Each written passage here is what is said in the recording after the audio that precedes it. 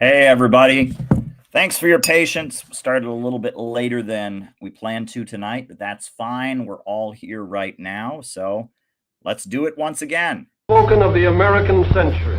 I say that the century on which we are entering can be and must be the century of the common man. A radical redistribution of economic power. I mean, we know that racism is just a byproduct of capitalism. Everything would be all right if everything was put back in the hands of the people. We need a government that will make sure Americans are taken care of and organize the economy to serve the people, not the profits of a wealthy few.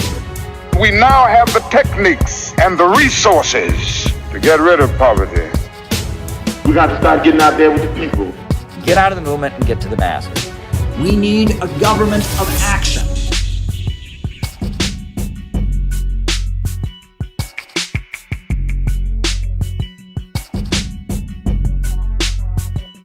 Welcome, everybody. I am so glad that you are here tonight. We're yet again having a great conversation. So for those of you who are not familiar with how we do things, I give my opening remarks that are then followed by the roll call. And then I answer questions for the remainder of the night. There are three ways to send your questions. One, you can send them via Rumble Rants if you're on the Rumble. Two, you can Cash App me at CalebMoppin22 on Cash App. Or three, you can go to buymeacoffee.com/CalebMoppin and send your question. And that actually is the best way to do it. If I were to pick a way that I would prefer people to send their questions, I would do Buy Me a Coffee because you can make your long question as long as you want it to be. The funds go straight to me. Boom. It's the best way to send your question. So go to Buy Me a Coffee, send me a question, and we'll do it that way. Send me questions for the second half of the show. Get me talking. That's the way we do things. Now, as far as announcements, the Center for Political Innovation is on fire. We are doing great stuff. We just finished Days of Action to support the peace talks in Russia. And then after that, we are headed to Detroit to distribute our book about the Houthis in Yemen. And, we're going to have another, public another like gathering or reception that's coming up on January 11th. And we got organizations throughout the country doing great things. 9 people. We've had 9 new memberships in the last little bit. I am very impressed with the number of new memberships that have been coming in. People are joining because people are seeing us do real life stuff. We're doing anti-imperialism. We're getting it done. So I am looking forward to people joining. We're following our normal format. If you've got a question for the second half of the show, send it via Rumble Rants, CalebMoppin22 on Cash App, or Buy Me a Coffee. And we'll just do our show here. Always a great way to do things. Now, as you all are aware, there's been more developments, most of which seem pretty good in regards to Ukraine. I'm not going to say too much about that tonight because I actually wanted to chime in on a topic that is getting quite a bit of attention on social media. It's a topic I've been talking about for a long time. If you've been watching these streams, it's something we frequently discuss on this channel. We talk about the history of Trotskyism and neoconservatism. And the reason that I'm talking about it, and the reason I've got another slideshow prepared, is because this topic, it's been something that comes up in internet discussions. It's been a topic for the last, really since the Bush administration, people have talked about this. But lately, Nick Fuentes, the notorious internet racist, has been talking about this topic. He's critical of Israel. Good for him. He says no war with Iran. Good for him on that. But he preaches racism and bigotry. And I am not a fan of that in any form, whether it's anti-Semitism, anti-Black racism. He also does that. I'm just not a fan of Nick Fuentes. And, Nick Fuentes has been talking about this topic that we talk about quite frequently on here, and he's been, of course, getting it wrong. He's been getting it wrong. But then I also hear other people getting it wrong. A common trope. I heard RFK when he was running for president. He said, Zbigniew Brzezinski is a neocon. No, Brzezinski is not a neocon. Zbigniew Brzezinski is not a neocon. He's an anti-Russian war hawk. Absolutely hated Russia, hated the Soviet Union. But Zbigniew Brzezinski is not a neocon. I mean, he's just not, right? And Nick Fuentes gets on there and says the neocons are all communists, and that's because they're Jews, just like the woke people. And that's not accurate either, right? The woke people are not neocons, and we need to talk about the relationship between the neoconservative political trend that dominated the Republican Party from the Reagan era to the Bush years. We need to talk about that, right? MAGA is kind of a repudiation of neoconservative talking points. And prior to that, the rise of Obama was largely a repudiation of neoconservatism. But even today, neoconservatism is the dominant school of thought in foreign policy. And I'm going to explain that, even though the American people reject it, even though it's considered to have largely been a failure in terms of foreign policy, it still basically informs how Americans think about foreign policy. And it does have roots in Trotskyism, which is weird, but it actually makes sense if you understand all of this. And I've spent years studying all of this. And in the interest of full disclosure, for 8 years, I was a member of the Workers' World Party, which was a New York City group that was rooted in Trotskyism. And the founder of the Workers' World Party, Sam Marcy, was a New York City Trotskyite who was in the same group that the neocons ended up, the people who ended up being neocons broke away from. He went in one direction. He became basically a Stalinist. He repudiated Trotskyism, more or less. I mean, he never officially did. He still kind of, in his mind, he was the true Trotskyist, but he really stopped acting like a Trotskyist and became very strongly in support of anti-imperialist countries, whereas the rest of the New York intellectuals who became Trotskyites, they went in the other direction and became, foreign policy strategists for U.S. imperialism. And so studying the debates and arguments that led up to this is something I've spent a lot of time thinking about, right? And I was in a Trotskyist group, but I gradually came to understand that Trotskyism was just completely messed up, and it was just not helpful, and that there's a reason that Trotskyism is considered, associated with anti-communism around the world, and the Trotskyists are on the side of the CIA and all this. This is all stuff that's been very formative for me. And I've spent years studying these kinds of things and reading books like The New York Intellectuals, In Defense of Marxism, The Struggle for a Proletarian Party, Arguing the World. There's a lot of scholarship on this topic, and I've spent a lot of years studying all of this. And so I have put together a slideshow for you all tonight. That's what we've been doing lately, is we do slideshows on these streams, the slideshow format. And this is a slideshow on neoconservatism and Trotskyism. So we're gonna have another slideshow, and we're just gonna go over this history. What are the neoconservatives? Where did they come from? What does it have to do with Trotsky? Who is Trotsky? That whole thing. So here we go. Trotsky and the neocons, the whole story. Leon Trotsky was born in the Russian Empire in the year of 1879. Now, Trotsky was born Levi Bronstein. That was his name, and he was a Jewish guy who was born in Ukraine. Ukraine was part of the Russian Empire at the time, and Trotsky was born there. And at the time, there was a huge amount of anti-Semitism, right? The Tsarist government would have what they called pogroms, which is when mobs of Christian people would go and burn the Jewish villages.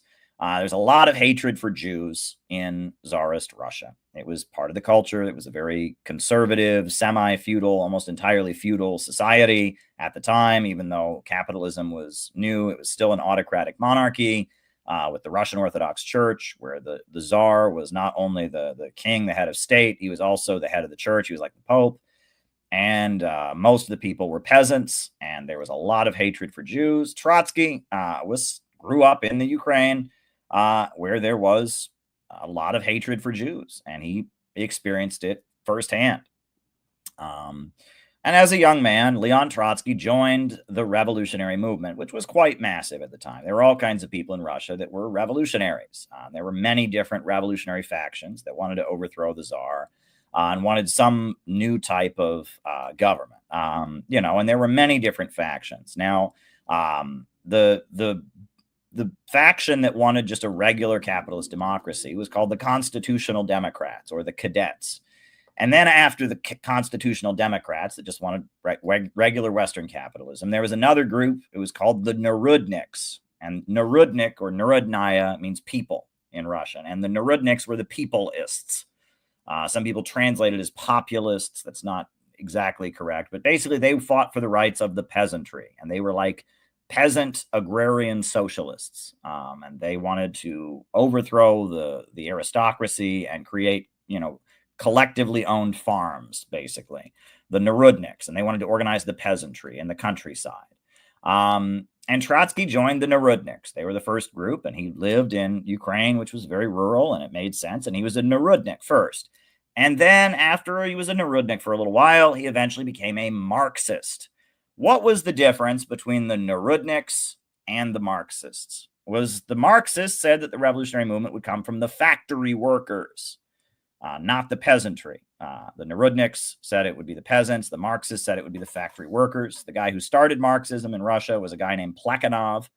And Plekhanov translated a lot of Marx's works into Russian. He was considered the father of Russian Marxism, was a guy named Plekhanov. And Plekhanov started the Emancipation of Labor group, which eventually became the Russian Social Democratic Labor Party. Big, long name for a group. The Russian Social Democratic Labor Party. And that was the Marxist group in Russia. And it was pretty open. I mean, it was obviously illegal, but anyone could join it, as long as you agreed with certain points. And they went around supporting labor unions. And their goal was to lend the economic struggle a political character. Workers went on strike. They would go to them and say, wow, well, it's not simply a struggle against your employer. We need a working class government. We need the dictatorship of the proletariat. And that was what they did. And they engaged in tailism. If there was a strike or a protest someplace, they showed up and they said, we're Marxists and we support it. And that was their contribution, as they were lending the economic struggle a political character. Well, there was a young Marxist named Lenin who said this isn't enough. And Lenin met with various Marxists in exile in London, and he pitched them on forming a party of new type, a new revolutionary organization that would be very disciplined, that people would give the whole of their lives, and they would, come together and they would overthrow the Tsar and establish socialism and a working class government in Russia. And Trotsky was at the meeting where they gathered a whole group of Russians that were in exile in London to pitch this new organization. And Lenin, Lenin pitched it, and Trotsky said no. Trotsky rejected the invitation to join the Bolsheviks, and instead he said, I'm going to form the August Bloc, which will be like a radical faction of the Mensheviks. He was not going to join a whole new party. He was going to form his own radical faction of the already existing party, right? He thought forming a whole new party and declaring complete opposition to the Social Democrats was not correct. And he was going to be the radical militant faction of the Mensheviks. And so he formed his August Bloc. And he was quickly kicked out of the country, like generally happened if you were a revolutionary in Russia. If you were going around advocating Marxism, you got kicked out of the country. But in exile, Trotsky was very popular, and he lived in Vienna, and he lived in Paris, and he lived in London, and he eventually settled in New York City. And he was just a very, very well-known speaker. He spoke English, he spoke Russian, obviously, he spoke French, he could speak many different languages, and he was a very good writer, and he spoke to audiences, and he wrote pamphlets and books, and he was just the well-known Russian Marxist guy, Trotsky. And he was very famous, quite famous around the world as a well-known speaker and writer who was a Marxist and was Russian. And, he went from country to country, and he lived in, the wealthy cities of the world. And he was kind of a popular revolutionary intellectual from Russia. Now, he had very big differences with Lenin. And all of his differences really centered around a concept that he developed that was called the theory of permanent revolution. And he did not invent it. He actually says the theory of permanent revolution was invented by a guy named Alexander Parvus. Alexander Parvus was a Russian guy who moved to Germany and was elected to the parliament and was a socialist, Marxist, but he was also a secret German intelligence officer. And Alexander Parvus basically came up with this idea called permanent revolution, and Trotsky took that idea and he made it very popular, and that was what Trotsky believed in. And Trotsky's followers around the world, they believed in the permanent revolution. That was their big idea. Trotsky, was the guy who wanted permanent revolution. And basically, he said that peasants are too backward to build socialism. And so only the industrial workers can build socialism. And so if you have a revolution in a country like Russia, you can't have it be a, quote, revolutionary dictatorship of workers and peasants. That's what Lenin was calling for. And the Bolsheviks called for a revolutionary dictatorship of workers and peasants. And Trotsky said, no. If we take power in a developing country like Russia, we can only call for the dictatorship of the workers. And then we have to use our country to spread revolution to where it really counts, which is the Western countries. That he understood things in the classical Marxist way, that socialism comes after capitalism. And the only places that had fully developed capitalism were Western Europe. And so those were the only places that could really have socialism. That's what Trotsky believed. Now, because Trotsky believed that the Western European countries were where it counts, right? He said New York City is the foundry where the fate of mankind will be forged. He loved London and Paris, and he loved the Western industrial countries. He had this idea to go around the world advocating a United States of Europe. The United States of Europe. And the idea was that the workers of Europe were divided by nationality. There was the French, the Germans, the British, the Belgians, the Italians, or whatever. And the idea was that in order to move closer to having a working class revolution, you had to get rid of all the borders and make one European Union. And that way, all the workers of the Western capitalist countries would all be together. And eventually they would form one united revolutionary movement and overthrow capitalism, and you could have the permanent revolution.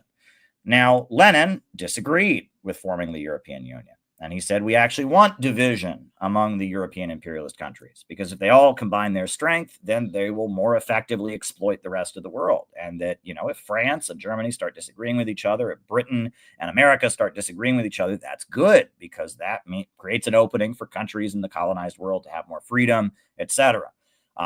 Trotsky didn't agree. Trotsky said, we want all the nationalities of Europe to combine into one mighty European Union. It's interesting because we have such a thing now. We have the European Union. However, Trotsky did oppose World War I. When World War I broke out, all the social democrats supported it. Trotsky didn't support it, right? He did not support World War I. And so as a social democrat, as somebody in the social democratic parties, with his radical faction of social democracy, they opposed World War I. That was Trotsky and his followers. They were part of European Marxism. They opposed World War I, but they were not Bolsheviks. They were followers of Trotsky. They believed in the permanent revolution. Well, in 1917, Trotsky was living in New York City, and he was the editor of Novy Mir, which means New World or New Peace, and it was a socialist magazine for Russians living in New York City. He lived in Brooklyn, New York, and he, had this magazine for Russian speakers.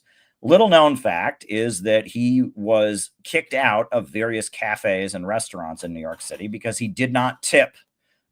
Every time they would bring him his bill, he would give the waiter a speech about how he should form a union and how tipping was degrading and came out of feudalism, and he would refuse to tip because he said that he shouldn't have to, and that the workers should form a union and have a wage, so they shouldn't need a tip. And that made him very unpopular, to the point that there were a number of waiters that punched him in the face and said, never come back to my restaurant, threatened him with knives, etc. So Trotsky was banned from a lot of restaurants because of his snobby rich kid habit of refusing to tip and then giving a condescending lecture to the the waiter about, oh, you shouldn't need a tip from me. La, la, la, la, la. I mean, it was just, you talk about class privilege. He was from a very, very wealthy family, and he thought he was the savior of the working class. And he was this rich guy who went around traveling to different countries, giving speeches about Marxism. So I'm sure there were other people with him when they brought the check, and to show off about what a great revolutionary he was, he would not tip the waiter and give them a big condescending speech about how he shouldn't have to, you should form a union, blah, blah, blah, blah, blah. And he was a bit of an asshole. Trotsky was known as a bit of a pompous asshole. And that really just comes across the more you read about him. I mean, he was just, he was one of these really obnoxious, very self-important, thought he was the world's smartest man, talked down to people, didn't follow instructions, I mean, I don't know, narcissistic, self-important. I don't know. Trotsky, his personality is very, very, very obnoxious. But anyway, so that's Trotsky. He lives in New York City. He writes this Russian magazine. He doesn't tip in restaurants because he's so revolutionary. He doesn't tip. That's Trotsky. Well, anyway, February of 1917, the Tsar is forced to step down. Tsar Nicholas II is forced to step down, and there's a revolution going on. So Trotsky gets his ass back to Russia because, oh, wow, the country that he's from is having a revolution. He's the big revolutionary. He's got to be at the center of the action, right? So he goes back to Russia from Brooklyn.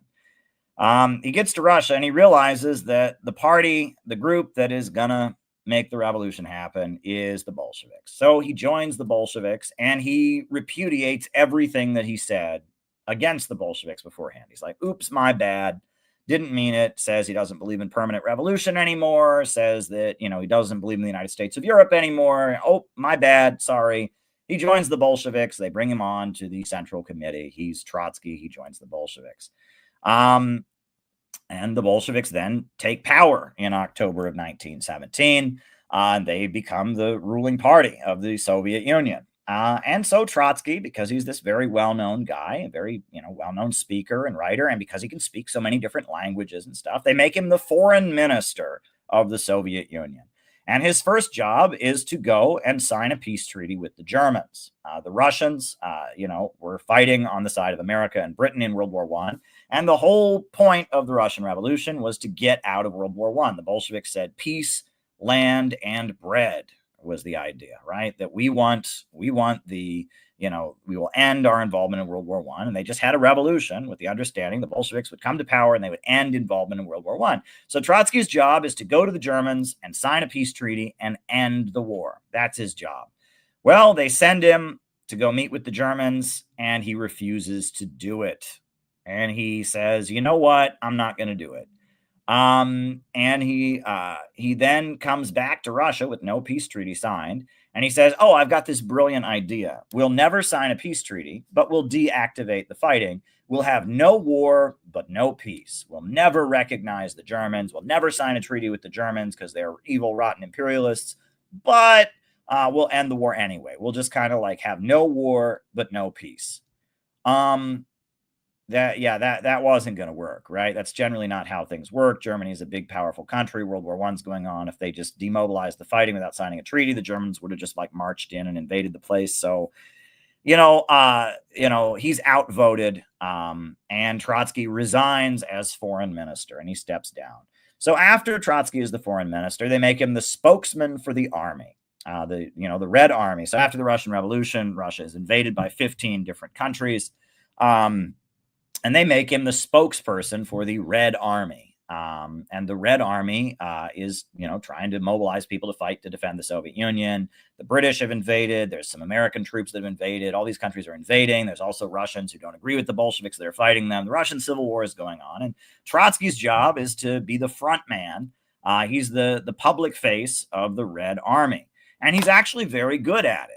Mrs. Trotsky, was actually quite good at what he did. They gave him a costume with a leather suit and leather pants and a visor hat, right? They gave him a really nice, fancy costume, right? Keep in mind, this is a very poor country, and this is 1920. This is like 1918, 1919, 1920, right? And so, you look at that, they gave him, this leather outfit. He wore leather pants, and he had a visor hat, and he wore gloves, and, he was pretty, he was like a rock star, basically. He was a rock star. and he had a special train car that he went from military base to military base in this wild outfit. And he put on quite an elaborate show to inspire people to fight. One thing that they did was that, just like most armies in the Red Army, if you deserted, they had the death penalty for that if you ran away to not fight. And so what they would do is they would line up all the soldiers who had tried to desert, and they were going to get the death penalty. They were going to execute them.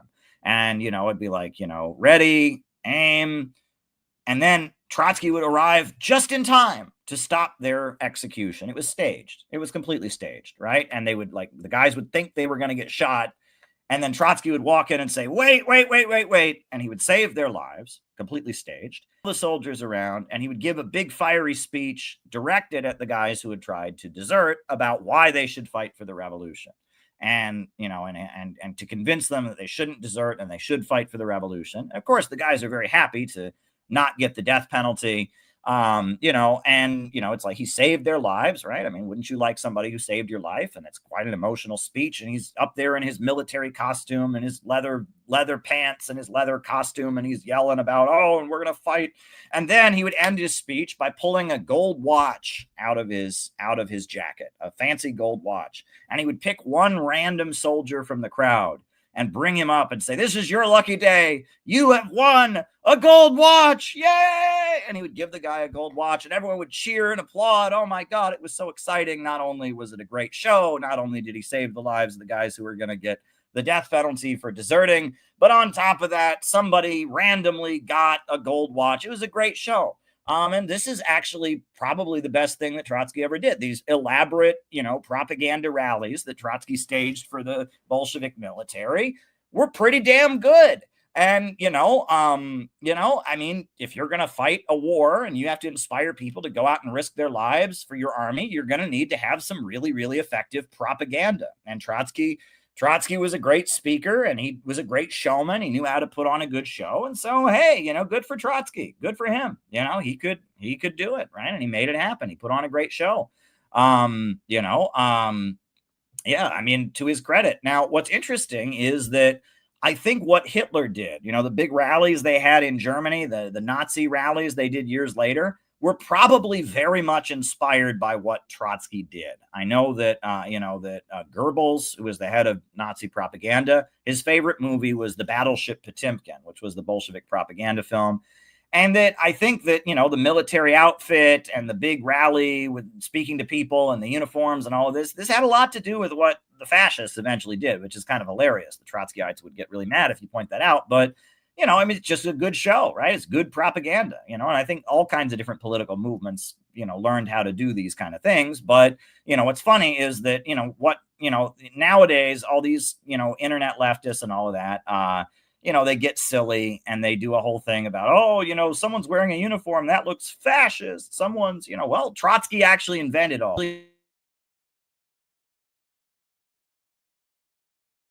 Oh, it's worth pointing that out, that they're being a little silly when they talk about the fascist aesthetic and all of that. And we'll get to that later. That has a lot to do with the neocons. But, a lot of that was actually invented by Trotsky. So that's Trotsky's, role as the spokesperson, the head of the Red Army during the Russian Civil War. Now, after the war is over, they're debating, what do we do?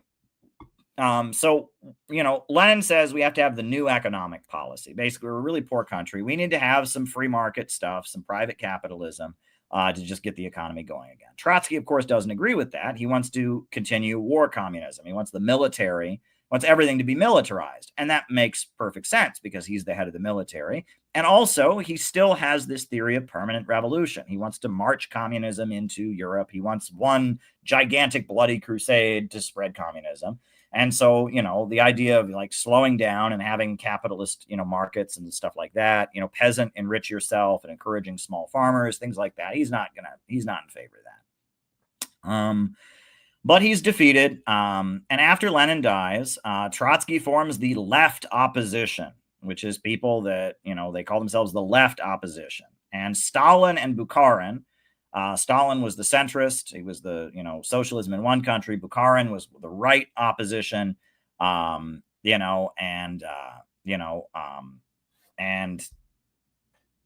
between the two of them, they defeated Trotsky.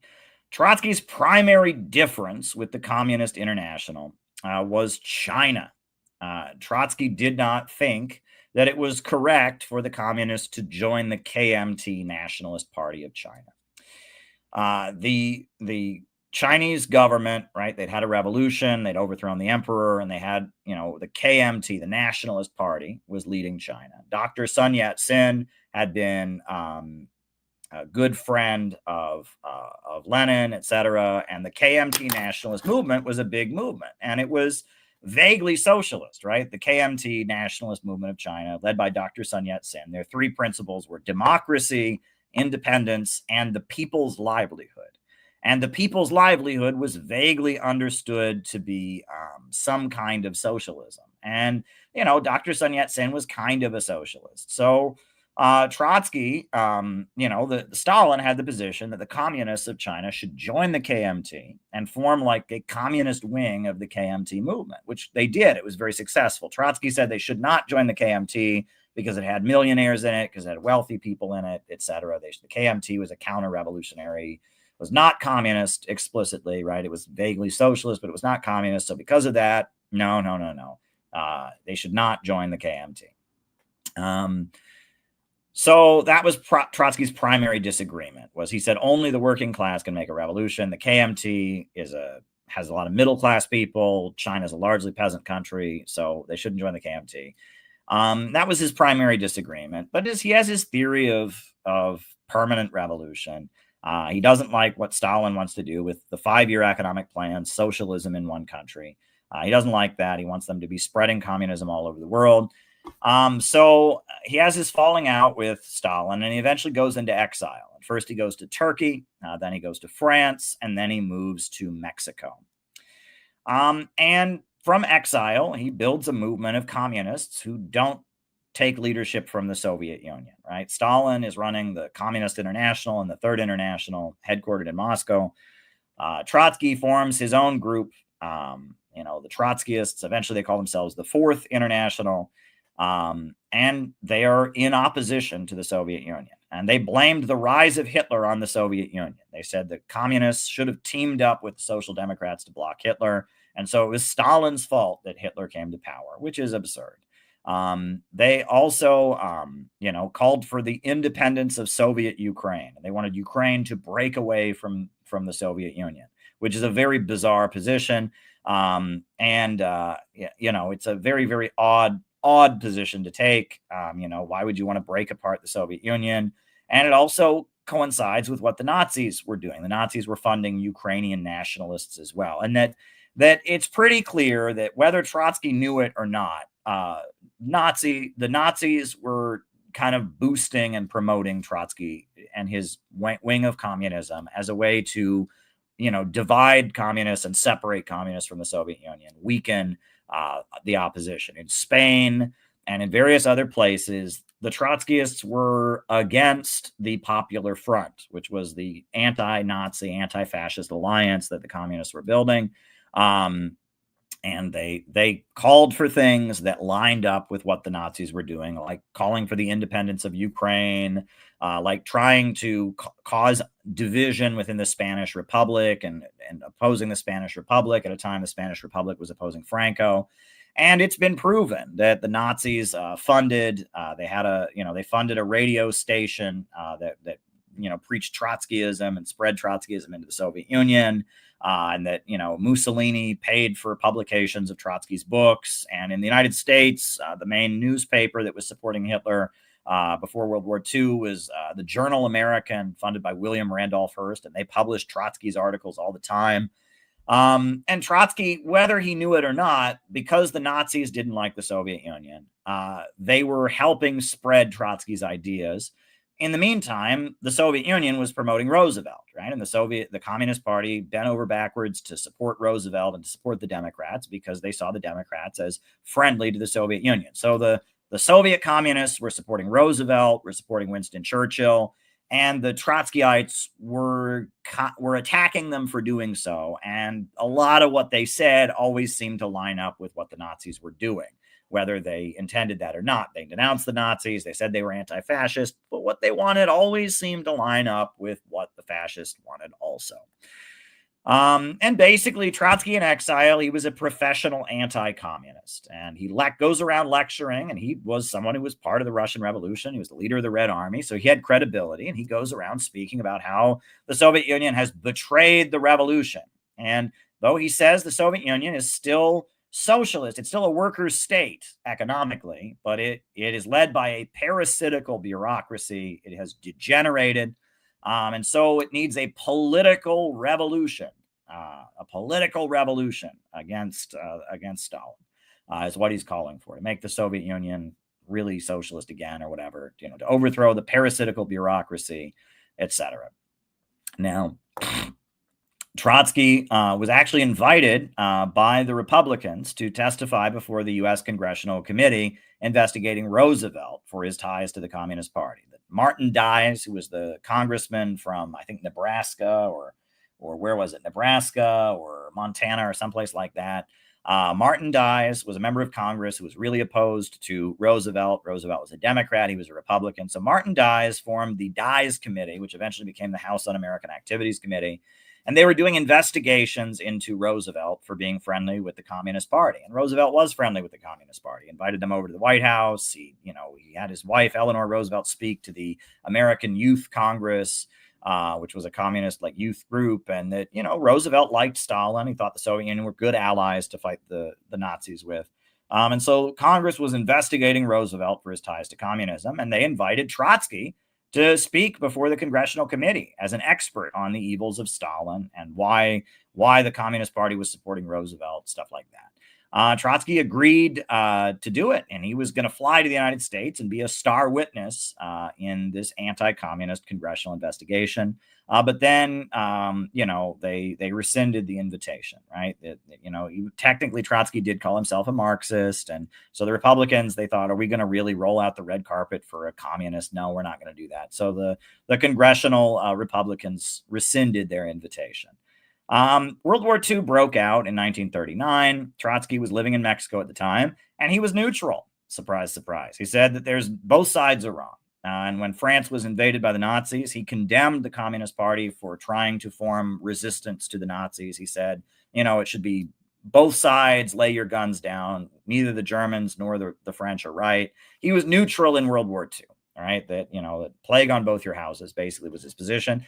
And he said that World War II would continue forever. And the only way World War II would ever end is if there is a massive workers' revolution that happens that overthrows both sides, right? World War II will just go on until the end of time unless there's a workers' revolution, which obviously that didn't happen.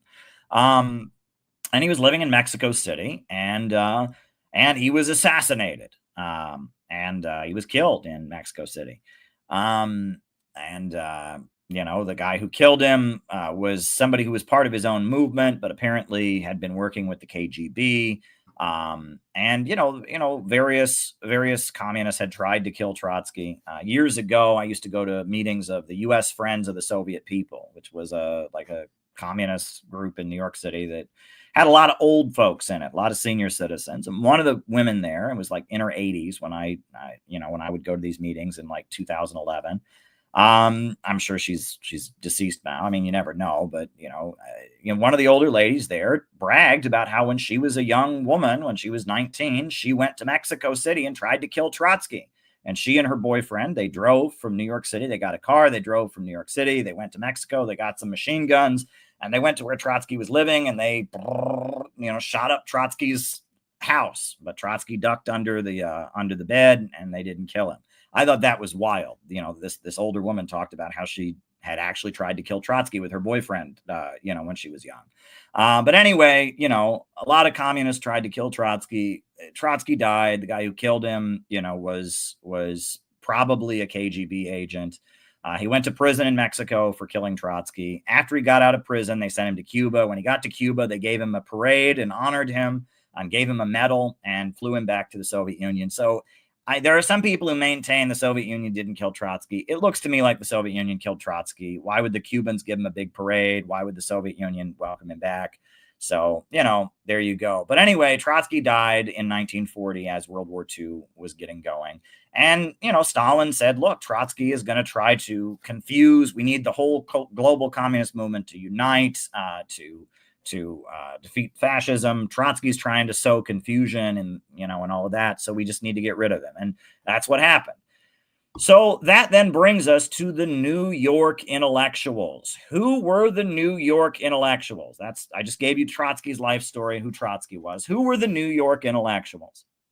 The New York intellectuals were a group of American Trotskyists. Now, what's interesting is, communism has never been very popular in the United States. I mean, the Communist Party was significant during the 1930s. It had a big amount of influence, but generally, you go to European countries, you go to, other places, communism is much more popular. However, Trotskyism was the biggest in New York City during Trotsky's life. It was the biggest in America, which is weird, right? Why would a communist movement, it's genuinely communist, be so popular in America when America is like generally not where one is a communist?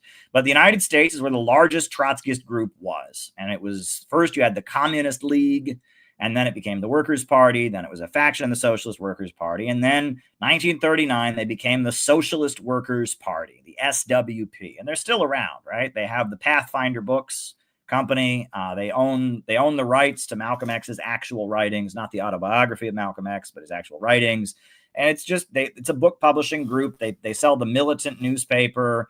I went to their office in New York City a couple months ago just to see what was there, and it was some old men drinking coffee. And they go door to door in Queens, and they sell their newspaper, the Militant, and they publish books, and they support Cuba, and they're just one of these, stodgy old communist groups that exist. They're called the Socialist Workers' Party. They were quite big at one point. Anyway, they were the Trotskyist group in New York City and in America during the 1930s. The three leaders of American Trotskyism were James P. Cannon. James Cannon was an Irish-American activist, and he had been the leader of the International Labor Defense, which is when a communist would get arrested. There would be this group that would raise money to help them get a lawyer, etc. And James Cannon was an Irish guy who was the leader of the International Labor Defense. And he went to Moscow, and he got a hold of Trotsky's writings, and he formed a Trotskyist faction in the Communist Party, eventually got kicked out. And there was Max Shachtman and Martin Aburn. And these were both Jewish labor organizers in New York City who were also Trotskyists and were won over to Trotskyism. And Trotskyism was pretty obscure in the first few years, right? They broke with the Communist Party in 1928. And then, for the early 1930s, they were pretty obscure because the Communist Party was a big organization. The Great Depression happened. The Communist Party was organizing all these unemployed people and was doing all this big activism. And Trotskyism was like this weird breakaway from the Communist Party that said the Soviet Union is sold out and it's not revolutionary anymore. And it was pretty obscure, right? There weren't that many of them. It was just something that people knew about. And it was the other communists, right? You had the Communist Party, and then you had the other Communist Party, which was the Trotskyists. However, the big opening for the Trotskyists was the Communist Party, after Hitler came to power in Germany, after Roosevelt was president of the United States, they went into the Popular Front period, where basically they wanted to build a broad united front against fascism. And so they supported Roosevelt, and they toned down their radical messaging. And they waved the American flag, and they were very patriotic. And they talked about Roosevelt was really, really great. And they supported labor unions, but they kind of toned down their, radicalism, etc. That gave Trotskyism an opening because the Trotskyists still sounded like super radical. And they were talking about workers' revolution and tear it down. And they hated Roosevelt. He was a betrayer of the workers and all of that. So the Trotskyites looked like the revolutionaries. The Communist Party was watering things down. And the Trotskyites kind of stole the revolutionary thunder. And the Communist Party was very big. But because it was, toning the message down, the Trotskyites got a lot of people. And City College in New York City during these years, right, it was free. You could go to City College for free. As part of the New Deal is that you could go to college for free. And so a lot of working class people, children of immigrants, went to City College in New York City because it was free and there weren't very many jobs. And so it was something you could do, was go to school. And it was dominated by leftist politics. And the Trotskyists recruited very, very heavily on the campus because they appeared much more radical than the Communist Party. The Communist Party was saying vote for Roosevelt. The Communist Party was saying labor unions are good, fascism is bad. But the Trotskyists were saying, we want permanent revolution, and, and we want the dictatorship of the proletariat. And, they seemed more radical, and young students are looking for something more radical, et cetera. So, they started to grow, and they recruited a lot of people at City College in New York City. And, Irving Kristol, who eventually became the founder of the neocons, he actually wrote an essay for the New York Times about his memories of being a Trotskyist at City College, and how in the cafeteria there were two alcoves. One alcove was for the Communist Party, and the other alcove was for the Trotskyists. And that a lot of people in that second alcove for the Trotskyists went on to be important intellectuals in America. Some of them leftists, some of them conservatives, etc. And the Communist Party did not produce as many successful people because the Communist Party had a very top-down kind of way of doing things. If you were an intellectual, if you were a bookish person, the Communist Party wasn't right for you. The Communist Party was a party of very, very poor working-class people who were very desperate and struggling. And the Communist Party was about getting shit done, having big, big, huge rallies to support Roosevelt, big, huge rallies demanding jobs, and they had a job to do, and they wanted to get it done. And they had a budget, they were getting money from Moscow, and it's like, we're going to get the job done. Whereas the Trotskyists were this intellectual group that debated what Marxism really means, what communism really means. They had a lot more interest of people that were a bit deeper. The communists were very much, if you asked too many questions, you disagreed, you were in the wrong group, you got kicked out for factionalism. They were pretty strict. But the Trotskyists, on the other hand, there was all kinds of different factions debating each other, and all kinds of pamphlets and books. And, that was the Trotskyists. All right.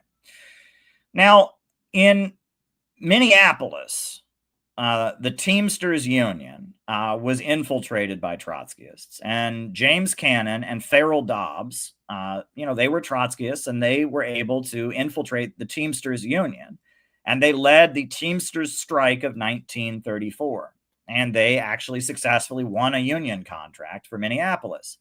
And the Teamsters Union became dominated by Trotskyists, right? And it was people in the Trotskyist groups that were, that were working for the Teamsters, that were Teamsters organizers in the Midwest, in Minneapolis, in Nebraska, in Kansas, throughout the late 1930s. The Teamsters Union, which is a union of truck drivers that is Republican aligned, keep in mind, right? Most unions are Democrats, but the Teamsters are Republicans. And the Teamsters Union became where the Trotskyists set up shop, and they led the strike of 1934 in Minneapolis. And this truck drivers union of truck drivers that is Republican aligned, that became where the Trotskyists set up shop. That kind of makes sense because Roosevelt was a Democrat, and the communists were supporting Roosevelt. So the Trotskyists, they were aligned with the Teamsters that were Republicans, right? And there's kind of a pattern of this. Jimmy Hoffa was a truck driver organizer, and it was actually the Trotskyites who trained him. Farrell Dobbs and James Cannon trained young Jimmy Hoffa in how to be a union organizer. Now, Jimmy Hoffa was just a Republican. He was not a communist, but he learned the art of union organizing and how to fight dirty, right, from the Trotskyists, right? And that, that they used strong arm tactics, right? There was one Trotskyist group that used to have a bumper sticker, and the bumper sticker had a picture of a baseball bat, and it said, "When labor plays hardball, workers win." Now, what is that? That's hinting that, we like to beat people up. We like to, beat people up, et cetera. And that's Jimmy Hoffa. That's what the Teamsters were famous for.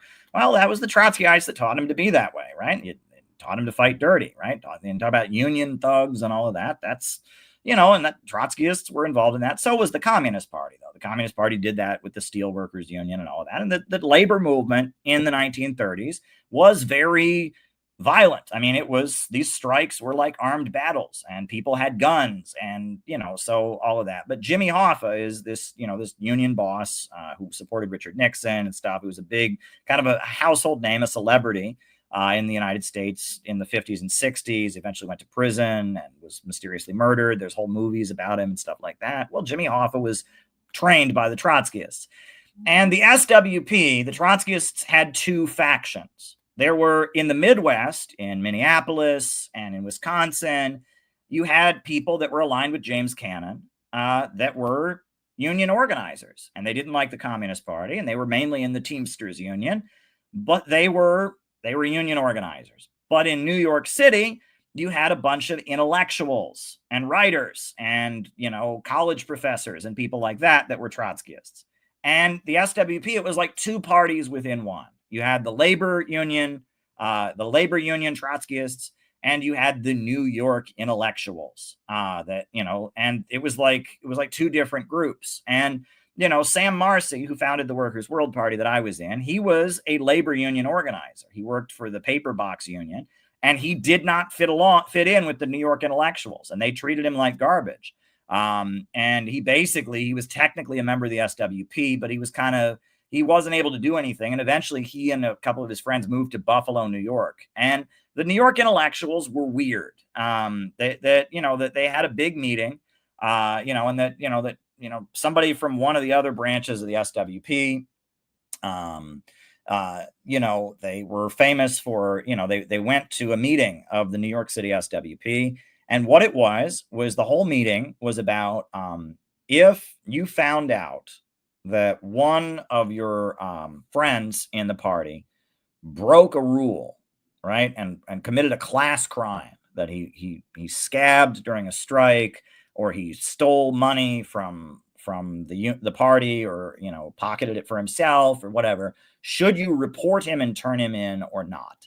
And they talked about that for 3.5 hours. And some people said, no, you shouldn't turn him in because we shouldn't tattle on each other. And that this is a movement where we don't want to be totalitarian and like the Stalinists. Some people said you absolutely should turn him in so that we can keep our pure revolutionary line. And they talked about that for 3.5 hours. Now, and it was this whole debate about, was it moral and ethical to turn in somebody in the party who broke a rule? And that was kind of how they were. They were very much, it was about morals and ethics and what would you do under this situation. It was like a philosophy club, kind of. They weren't, organizing strikes and unions, and they definitely didn't like the Soviet Union. And the New York intellectuals ran the New York City SWP, and they were the people that ran it in New York City. James Cannon was the leader of the SWP largely. So what happened? 1939, the USSR and Nazi Germany signed a non-aggression pact.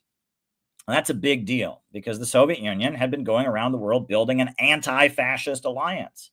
And the Nazis had been going around the world saying that we have to fight the communists. And the pact between Germany and Italy and Japan was called the Anti-Comintern Pact. And so for the Nazis to turn around and sign a pact, a non-aggression pact with the Soviet Union to turn around and sign a non-aggression pact with the Nazis, that was a huge derail, a huge confusion. Like, why the hell did that happen? Well, the reason it happened was because Hitler was increasingly not getting along with Britain and France and America. And he was going to go to war with them. And he needed somebody one country that would not go to war with him on their side. And the Soviet Union had gone around to Britain and France and America and tried to get them to sign an alliance against Hitler, and they had refused. France had temporarily had one and then broken it. And so basically, because none of the Western countries would sign an anti-fascist alliance with Stalin, and because Spain had a fascist named Franco take over, the Soviet Union was basically saying, look, we're running out of time here. So to buy time, they drew a line down the center of Europe. And the understanding was that Hitler could move his armies up to this line, but he couldn't go past it. Stalin could move his armies up to this line, and they couldn't go past it. It was a temporary non-aggression pact, the Pact of 1939. The U.S. government was really angry. Roosevelt had been had been friendly with the Communist Party, but it was a huge game changer. Like suddenly, the U.S. mainstream media was demonizing the Soviet Union again. And they called the Communist Party the Communazis. And Earl Browder, the head of the Communist Party, was thrown in federal prison. And the U.S. media went into an anti-communist, anti-Soviet overdrive, demonizing the Communist Party because they were hypocrites, because they were anti-fascist, but yet they would sign this non-aggression pact with Hitler. Trotsky, on the other hand, he said that the way that they had done the pact was unprincipled. but that the USSR had the right to make such a pact. And he actually went as far as saying they should endorse the Communist Party in the 1940 election.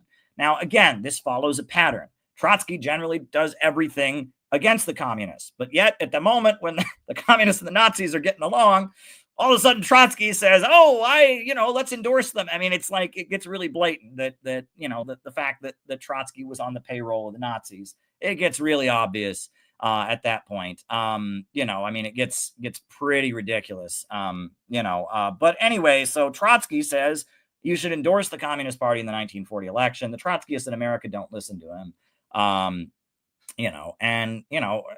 Trotsky, because the communists were, anti-war, and because they'd broken with Roosevelt over the pact, suddenly Trotsky is becoming more friendly to the Soviet Union. I mean, it just gets really blatant that he had Nazi connections. Anyhow, the New York intellectuals, they were horrified when the Soviet Union signed the non-aggression pact with the Nazis. They thought it was unbelievable that it would do that. And so the New York intellectuals, they declared that the Soviet Union was neither capitalist or socialist, but bureaucrat collectivism. And that both Nazi Germany and the USSR had a new economic system that wasn't capitalism or socialism. It was bureaucrat collectivism. They no longer felt that the Soviet Union was a workers' state. Trotsky said the Soviet Union was a workers' state. It was just led by a parasitical Stalinist bureaucracy. Well, the New York intellectuals, they said, no, it's bureaucrat collectivism. And some of them said it was state capitalism, and that the bureaucracy, the Stalinist bureaucracy, was the new capitalist class. It was just capitalism run by the state. And Trotsky denounced the New York intellectuals. And he said that their third camp position, arguing that they should neither support the USSR or Western capitalism, but instead this genuine workers' democracy from below, that this was completely silly, right? And that the idea that, that they were the third camp, right, between the, state capitalism and Western imperialism, and that they represented this genuine workers' democracy from below. Trotsky said, where is this third camp? I've never heard of this third camp. Where does it exist? It's not real. It's something that you made up, right? There's two contending social systems, socialism and capitalism, and you made up something new so that you don't have to support either of them. And that's just silly. And Trotsky says, to his credit, he maintains the Soviet Union technically as socialist, even though he doesn't like Stalin. So the New York intellectuals are led by Max Shachtman, Martin Aborn, and James Burnham. And they fight against James Cannon for control of the SWP. And there's a big fight, and James Cannon writes the book, The Struggle for the Proletarian Party, which is, it's a good book, and it's just describing the fight with the New York intellectuals. And he goes after them in detail. One of the things that they attacked James Cannon over was cult of the leader. And they said that, the problem with the Soviet Union was the Soviet Union had, they were worshiping Stalin, like it was a cult. And they said the SWP was also a cult against James Cannon, and that, they were free thinking intellectuals. Nobody could tell them what to do. And James Cannon said, look, we don't agree with the Soviet Union, but the idea that we're practicing cult of the leader is absurd. We just, that was really what it was about. Right. And that if you read, I actually recommend reading The Struggle for a Proletarian Party. It's a good book, because he's talking about all the people who became neocons eventually, and how basically they wanted to prove they were free thinkers. They weren't part of a group. Oh no, they had their own ideas. No one could tell them what to do. They weren't, and it's this thing that a lot of people get into. I think for myself. I'm not going to join an organization. I don't follow anybody. And it's an ego thing. Right. And it's this whole, like, I couldn't possibly be part of this movement. It's like, it requires humility to be a member of a group, and to say, I support this movement and I stand for this. And they were just too smart to do that. They wanted everyone to know how smart they were, and they didn't want to be associated with the Soviet Union. Oh no, the Soviet Union is all bad. It signed a pact with the Nazis. And that it was the reason it's called A Struggle for a Proletarian Party is that they viewed the New York intellectuals as like a middle class faction, a middle class deviation of the Trotskyist movement. That they were a bunch of middle-class intellectuals who wanted to be smart and wanted to write books and all of that, but they didn't really want to build a revolutionary movement, and that they had joined Trotskyism when it was trendy, right? When, the Soviet Union was the main communism, but Trotskyism seemed like this radical thing to be. It was kind of a trendy thing to be a Trotskyist. But then when the Stalin-Hitler Pact, the Molotov-Ribbentrop Pact had been signed, all of a sudden to be a Trotskyist wasn't cool anymore, and they ran away. And that one of the things that James Cannon calls them out for is he says that they confuse their own anxieties with the feelings of the masses, right? And this is a really common thing among Trotskyists. They feel a certain way, and they then say, oh, all the other people feel this way. And they don't, right? They're having their own issue, and they try to project that onto everybody. And that's a really common thing. For example, right? This was something that I saw during the Iraq, after the USA invaded Iraq, the Democrats were elected, and the anti-war movement kind of went away. And that the big Trotskyist group in New York City is called the ISO, the International Socialist Organization. They're descended from Max Shachtman. And they would always say the reason there was no anti-war movement was because the anti-war movement had not denounced Saddam Hussein enough. I kid you not.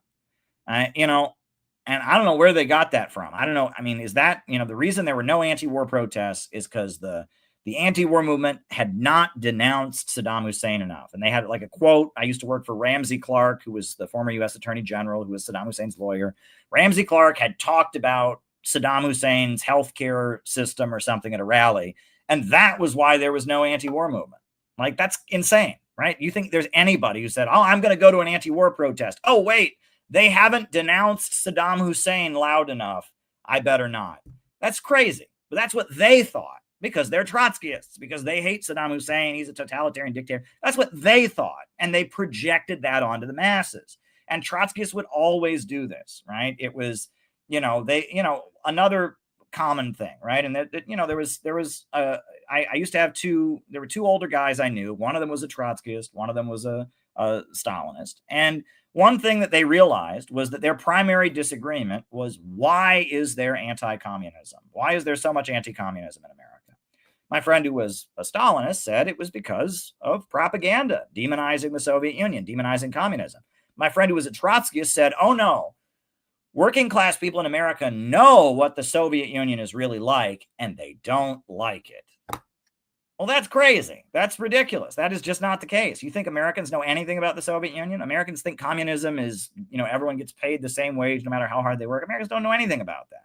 But they felt that way. They looked at the Soviet Union. They didn't like it. So clearly the masses must be like them. And that this is a common middle-class deviation, is you feel a certain way, and you can't understand that you feel that way, but other people don't. You project it onto everyone else. Now, we all do this to some degree or other, but this is a really common thing. And these New York intellectuals, that's what they did. They didn't want to support the Soviet Union anymore because it had signed a pact with the Nazis. And so they announced, oh, the working class, will never support a movement aligned with the Soviet Union, which was ridiculous. Communist parties were everywhere. And especially during World War II, they grew in big numbers. It was ridiculous, right? And that they were writers and professors and intellectuals. They had their own career aspirations, and being part of a group, it was degrading. It meant they weren't the smartest people in the world. And that they wanted to show that they were free thinkers, and no one could tell them what to do. And they weren't part of the cult of the leader, right? They were free thinking, independent, they had their own ideas and all of that.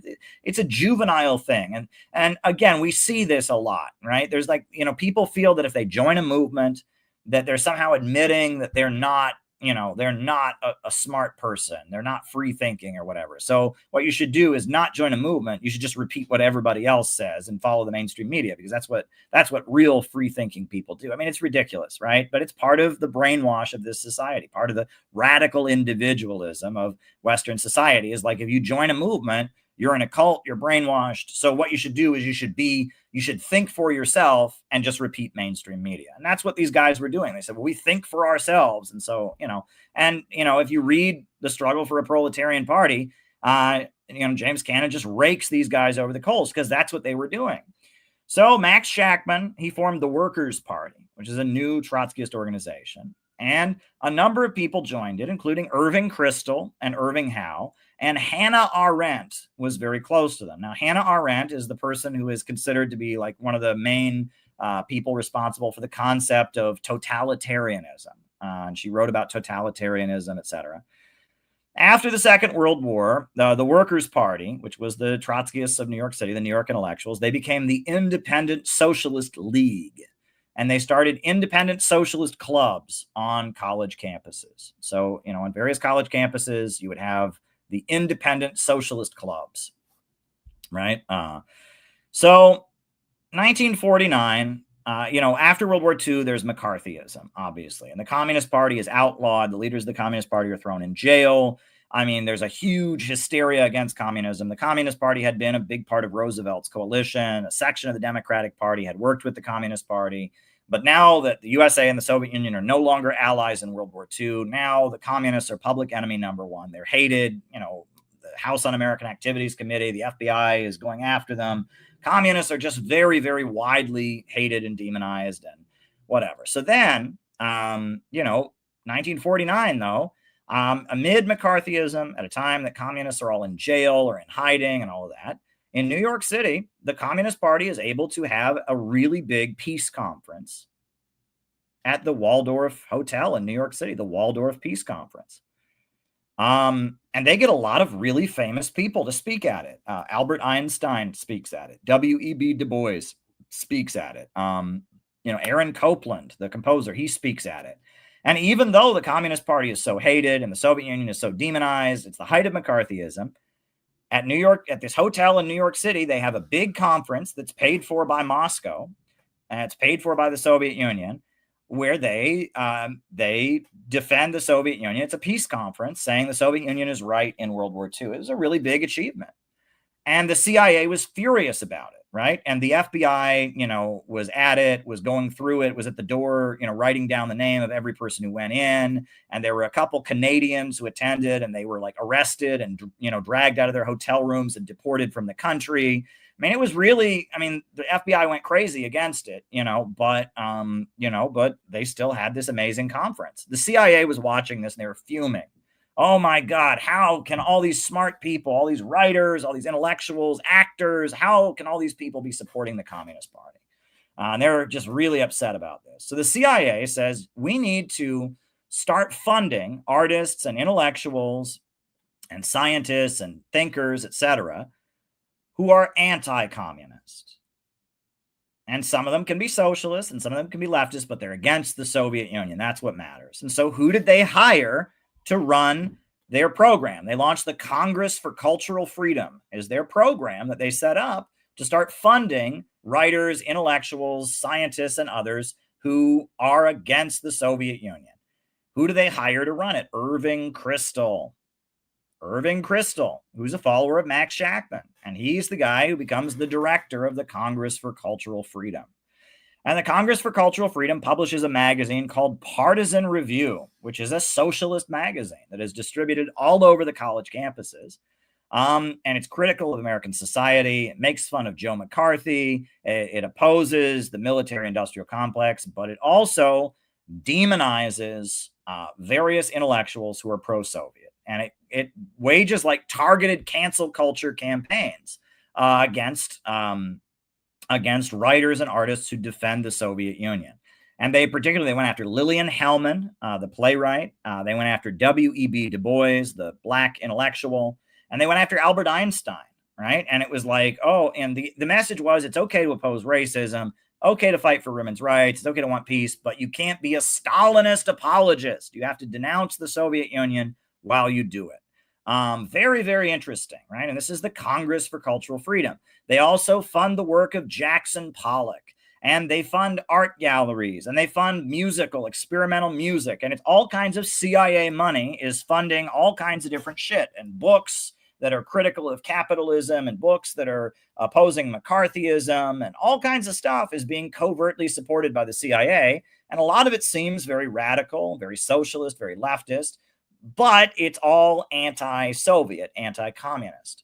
Very interesting. So then a lot of these intellectuals associated with the Congress for Cultural Freedom, a lot of them, they really focus on equating the Soviet Union with Nazi Germany, saying that the Soviet Union and Nazi Germany are the same system, right? It's the same thing.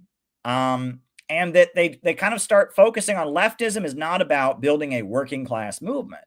Rather, leftism is about protecting the individual from totalitarianism and groupthink, right? And so a number of these intellectuals who are made famous by the Congress for Cultural Freedom, they start publishing books that are very widely circulated, that are like leftist books. One of the books is called Eichmann in Jerusalem, and it's by Hannah Arendt. So the Nazis, there was a famous Nazi named Adolf Eichmann who participated in the Holocaust, and he escaped to Argentina. Well, Israel abducted him from Argentina, and he was put on trial in Jerusalem for his crimes in the Holocaust. He was found guilty, and he was hanged by Israel. And Hannah Arendt interviewed him, and she sat through his whole trial, and she wrote a book called Eichmann in Jerusalem. And the book is all about how Adolf Eichmann, it's called Eichmann in Jerusalem, a study in the banality of evil. Eichmann is just an ordinary person, right? He's not super evil. He's not a Hollywood supervillain. He's just an average guy. He was in the YMCA before he joined the Nazis. And he's just a normal dude. Why? Because deep down, normal people are all Nazis, right? That's, and that's why you need Israel, right? Is because deep down, ordinary people are all just a bunch of hateful bigots who want to kill the Jews. And so you need Israel so the Jews can be safe from all the hateful normal people, because deep down we're all a bunch of hateful anti-Semites. It's pretty, sinister Zionist propaganda, and it's demonizing the masses of people, right? The masses are the enemy. They're not saying there's something special about the Nazis or fascism. No. It's the banality of evil. Susan Sontag, she writes Notes on Camp, which is an essay about how American culture, cowboy movies, and, TV advertisements for soap, American culture is gross and boring, right? And it's all about, the term campy comes from Notes on Camp, and how she hates American culture. American culture is stupid and conforming and all of this, and that what they need is Jackson Pollock and his splattering paint on a canvas, and psychedelics and, pornography and all that. American culture is just boring. Right. And then Susan Sontag even writes this essay called Fascinating Fascism. And basically the essay is a review. So there's a Nazi filmmaker named Leni Riefenstahl. She's a woman who made propaganda films for Hitler. After World War II, she, continued making films, and she did a photo essay about an African tribe, the Nubia, which is an African tribe that live in like African primitive conditions. She does this photo essay, and it's like the Nubia tribe having a wedding, the Nubia tribe having a wrestling competition, the Nubia tribe hunting animals. And Susan Sontag goes to the exhibit, and she writes a review saying that these photos of Black Africans, living their lives in Africa, that they're fascist. And it's like, how does that make sense, right? The Nazis were, in favor of the Aryan race. They, they obviously didn't, sympathize with Black people. They considered them inferior. So what in the world is she talking about? Well, she says fascism glorifies physical fitness, right? All these African guys in the tribes, they're really well built. They're muscly. That's fascist, right? And, they coordinate their actions, right? When they do their rituals and their ceremonies, they're moving in coordination. The whole group is moving in coordination. Fascist. The tribe has a leader who gives speeches. Fascist, right? They emphasize the discipline, right? And how they all are working together communally in a tribe as one. Fascist, right? And that, fascism, according to Susan Sontag, is collectivism of any kind. It's when people are working together to achieve a common goal, when people are celebrating strength, when people are being optimistic and looking towards the future. Fascist, right? And you read this essay by Susan Sontag. You can find it online, Fascinating Fascism. It's bonkers, but it basically says anything that doesn't celebrate the individual, anything that is optimistic, anything that glorifies strength and community is fascist. Now, that's nuts. But that's what the Congress for Cultural Freedom is putting out. Now, Leo Strauss was never a Trotskyist. Leo Strauss is a professor who comes from, he's a Jewish professor who fled from Nazi Germany. He moves to New York City, eventually to Chicago, and he's a philosophy professor. And he starts mentoring a lot of these people from the Congress for Cultural Freedom, right? Susan Sontag, Hannah Arendt, but also a lot of other people. Irving Kristol becomes a very close associate of his. Irving Howe is a Trotskyist who's being funded by the CIA for his writing, and they all become followers of Leo Strauss. Leo Strauss is their big mentor, and he hangs out with them. And Leo Strauss is their professor mentor guy. Leo Strauss, his big book is called Persecution and the Art of Writing.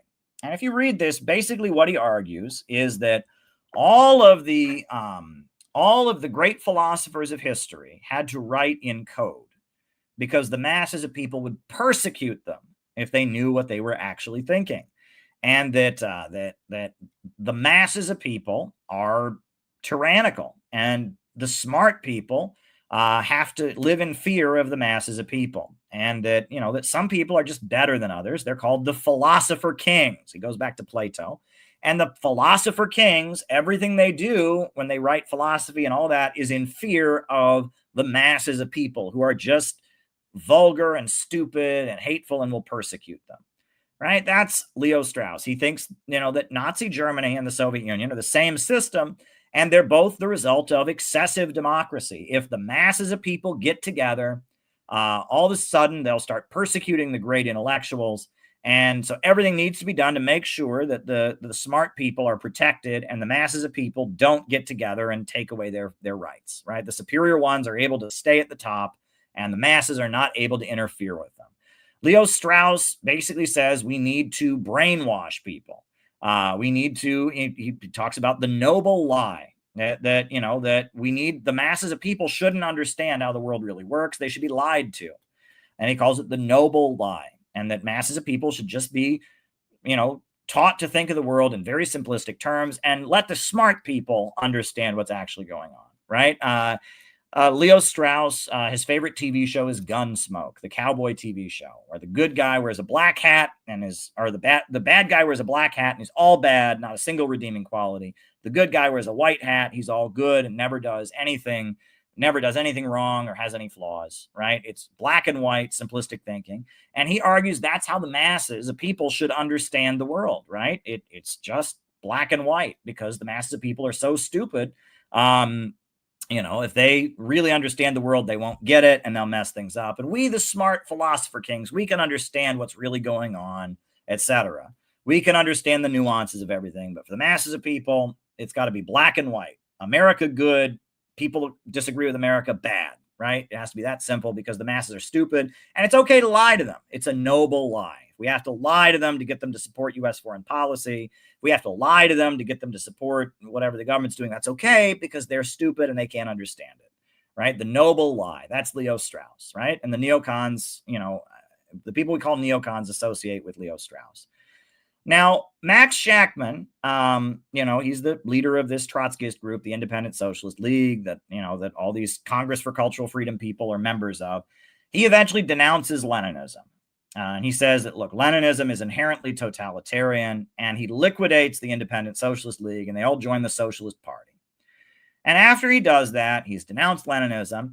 They give Max Shachtman the job to basically run the AFL-CIO. The head of the AFL-CIO, the big labor union federation, it's a really big part of the Democrat Party in the United States, the AFL-CIO, is a guy named George Meany. But George Meany is just the public face. It's really Max Shachtman who runs the AFL-CIO. So this New York City Trotskyist labor union guy, he's the head of the AFL-CIO. And this guy has a huge amount of power in the Democratic Party. Like, people who are running for president go to his office to get his support. I mean, he controls the AFL-CIO. No one's ever heard his name. He's an obscure communist intellectual, but he's the guy who is like the power behind the throne, Max Shachtman, and that he's the guy who has all this power. And he's this former Trotskyist who started working for the CIA.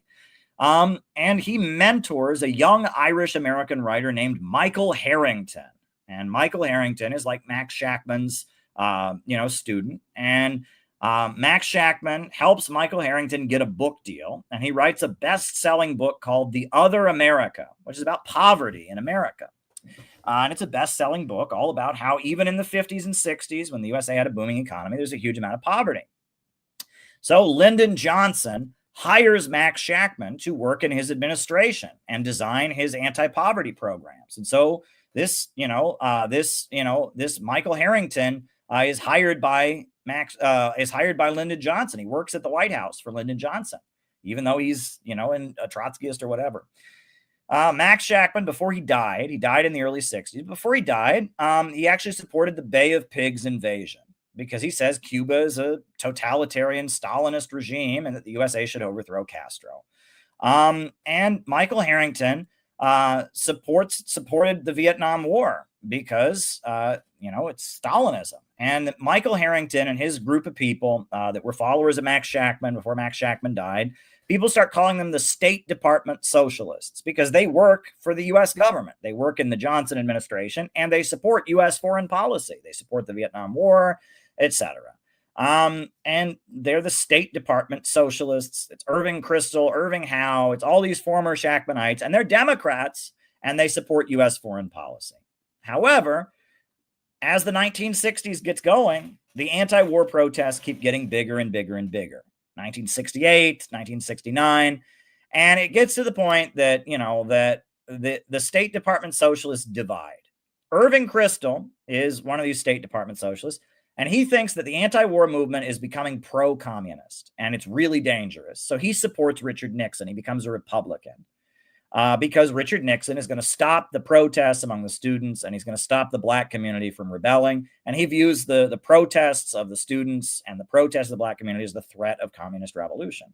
Irving Howe and Michael Harrington, they turn against the Vietnam War. They say, look, the Vietnam War is bad. And they actually start running Dr. Martin Luther King Jr.'s anti-poverty work before he's assassinated. And as the campus protests begin supporting Palestine, right? So 1967, you have the war between Israel and all the Arab states, and the Soviet Union supported the Arab states and recognized the Palestine Liberation Organization. So because of that, right, a lot of the protesters that are opposing the Vietnam War and waving the Viet Cong flag start supporting the Palestinians. And, all of them, Irving Howe, Irving Kristol, they're all horrified by that. That's anti-Semitic. You can't have that, right? And they denounce that as anti-Semitism. And Irving Howe writes articles for the New York Post or the New York Times Review of Books saying that, that these students, the anti-war protests are anti-Semitic and all of this. And, it's a big thing. And they notice that, the student protest groups, as they're becoming like pro-communist and more radical, they're supporting the Palestinians, and that's completely unacceptable. Now, Irving Kristol and Leo Strauss start becoming advisors to Richard Nixon's presidential campaign in 1968. Richard Nixon is running for president. And in that election, you'll remember that George Wallace was a Democrat who was in favor of segregation. He was against the civil rights movement. So he formed his own party, the American Independent Party, and he ran against the Democrats. The Democrats ran Hubert Humphrey, and the Republicans had Richard Nixon, and George Wallace ran his own campaign as a segregationist Democrat. And George Wallace was, even though he was a third-party candidate, he had no chance of winning. His rallies were very popular because he would do comedy routines where he would call, the students, he would make fun of the students. He'd say the only 4-letter words these protesters don't like are WRORK and SOAP, right? And he would make fun of the hippies and he would make fun of the protesters. And he was calling for law and order. He said he spoke for the silent majority of Americans, that the good, hardworking Americans didn't like these protests. There was a hit country song that came out around this time called "Okie from Muskogee," about a small town in Oklahoma where they don't smoke marijuana and they don't protest anything, and they still love their country or whatever. And Irving Kristol and Leo Strauss realized that this is a much more effective message. Well, George Wallace got shot. Somebody shot him. And then Nixon starts adopting George Wallace's rhetoric. Suddenly Nixon says he's for the silent majority. He's the law and order candidate. And the neocon, or Irving Kristol and Leo Strauss, are the people running his campaign. And suddenly the Republican Party kind of shifts its messaging style. Meanwhile, the Socialist Party dissolves, right? The pacifists in the party, they form the Socialist Party USA. Harrington and Irving Howe form the Democratic Socialists of America with Gloria Steinem. And she's also a CIA-linked intellectual, right? That, she admits she was working for the CIA as far back as 1962. They paid her to disrupt communist youth festivals and stuff like that. She brags about it. I think I might have a clip, actually. I have that clip of Gloria Steinem. And she was the voice of American feminism. She started Ms. Magazine. And she was a CIA asset from the beginning.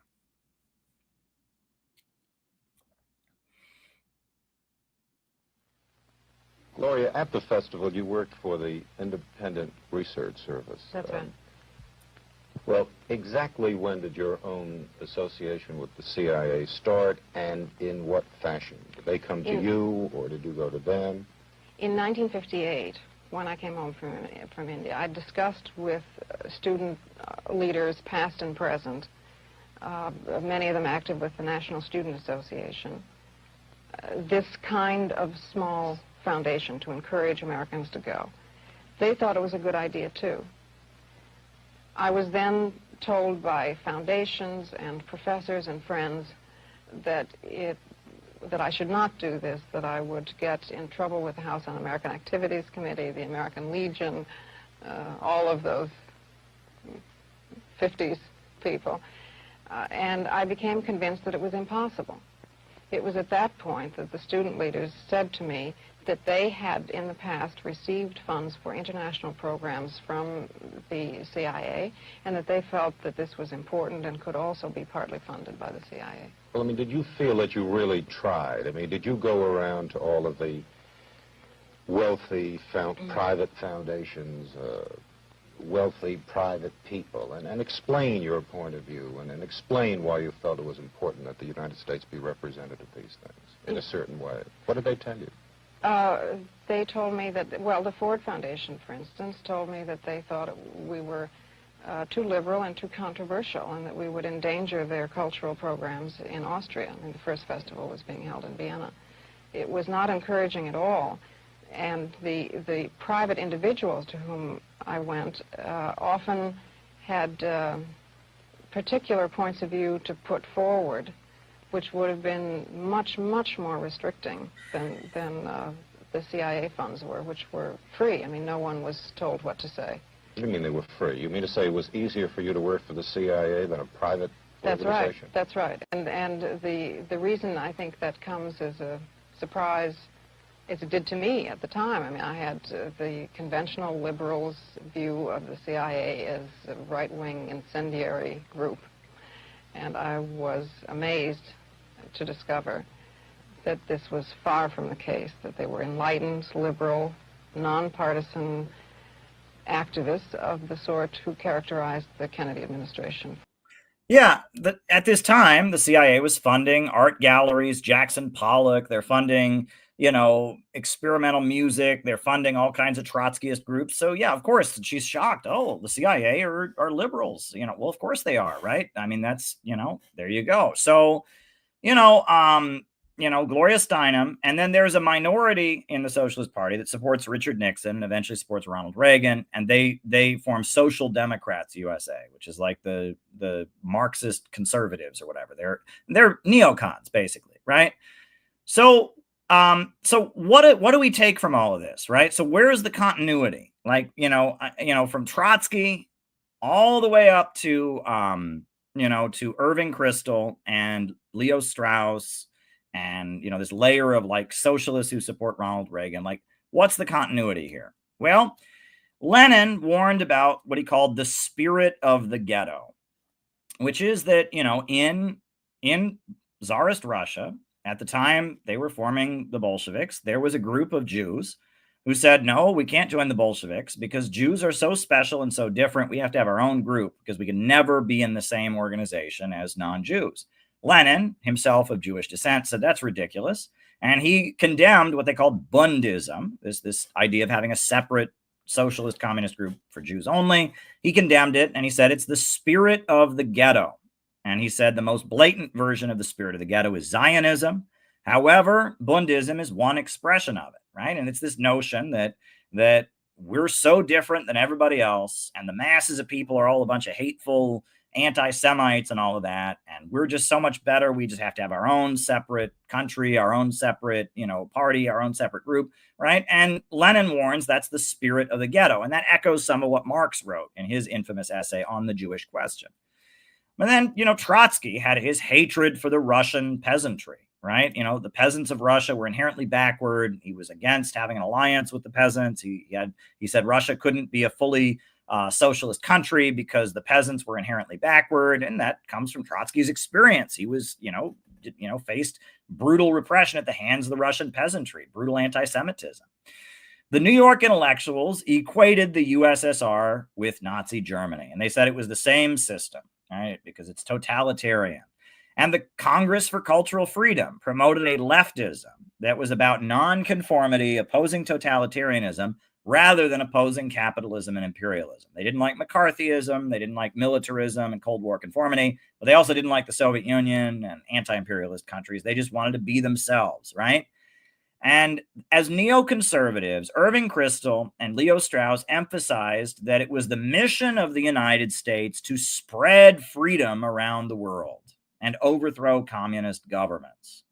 It is our mission. The U.S. government should be overthrowing communist governments around the world to protect the intellectuals, and that Nazi Germany, the Soviet Union, are the same type of system, and it threatens the great intellectuals.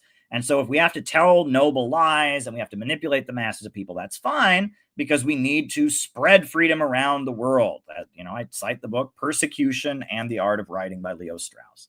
And that totalitarianism, in their view, is excessive democracy, which makes no sense. Totalitarianism is supposed to be the opposite of democracy. But in their view, totalitarianism is excessive democracy. It's what most people are totalitarian, he argues. Most people are authoritarian. Most people worship cults of personality. Most people follow orders. And that's why most people need to be suppressed. And most people need to be controlled because they're dangerous. And if most people are brought into politics, they will eventually set up some kind of totalitarian state, and that's why, and it's this weird, circular logic where in order to have democracy, you have to suppress democracy because democracy will lead to totalitarianism. It doesn't make any sense, but it's a lot like what we hear nowadays, right? Russia, we're told, is bad because Putin's a dictator, we're told, and they don't have freedom. So that's why we have to ban RT, because people might listen to it and then become sympathetic with somebody who wants to not have freedom.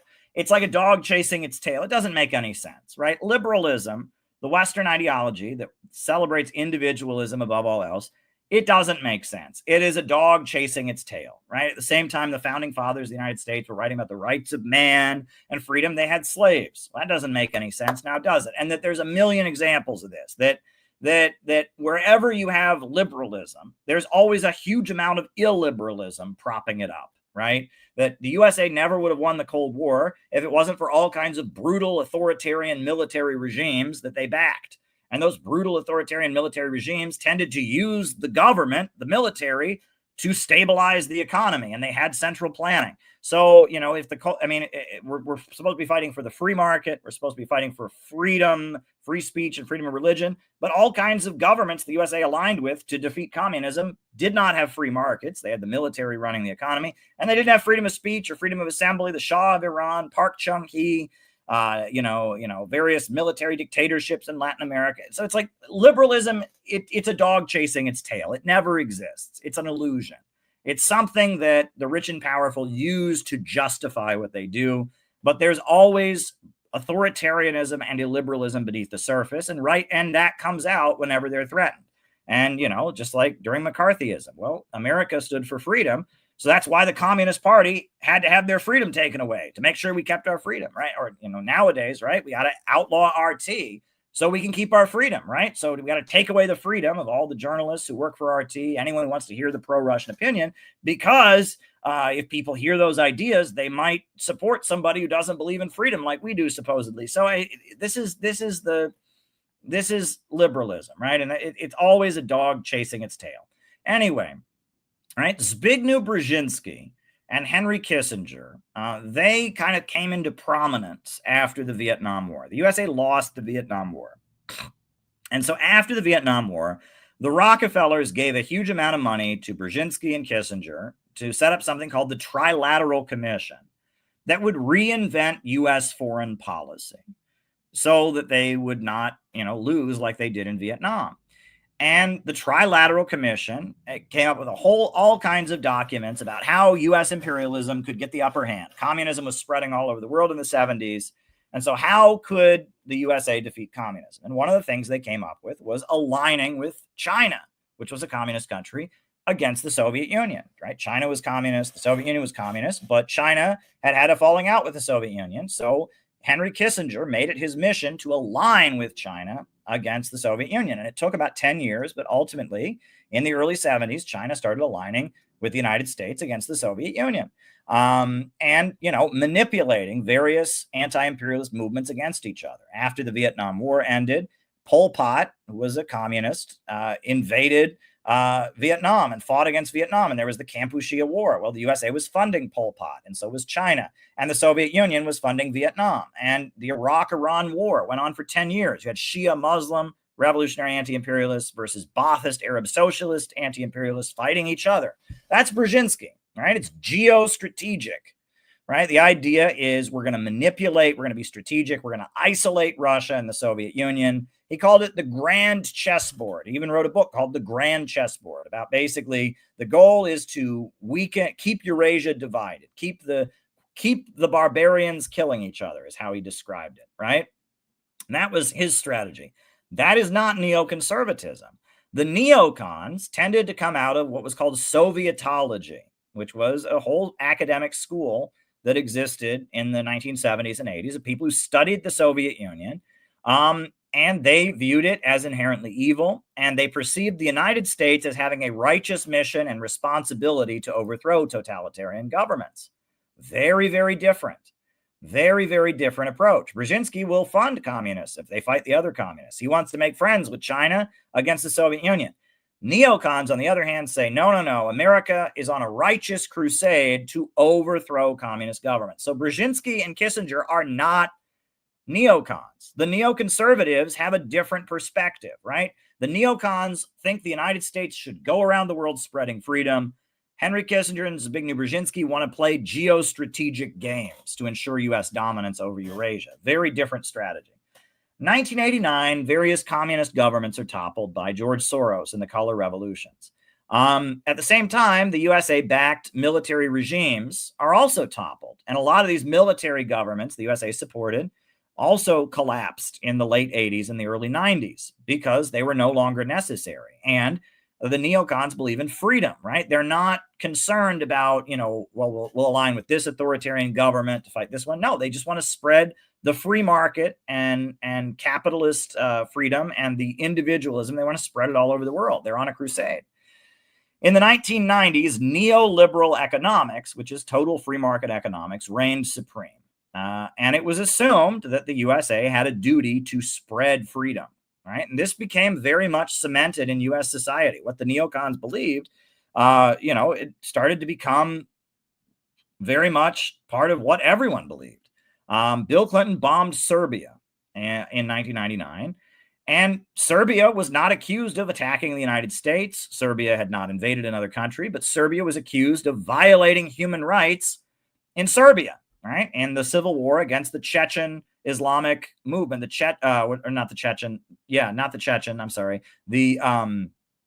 Kosovo Liberation Army, ethnic Albanians who lived in Kosovo, who were Muslims, were trying to overthrow the government of Serbia. Serbia fought against them, and there was this whole public relations campaign saying that the Serbs were committing genocide against the Albanians.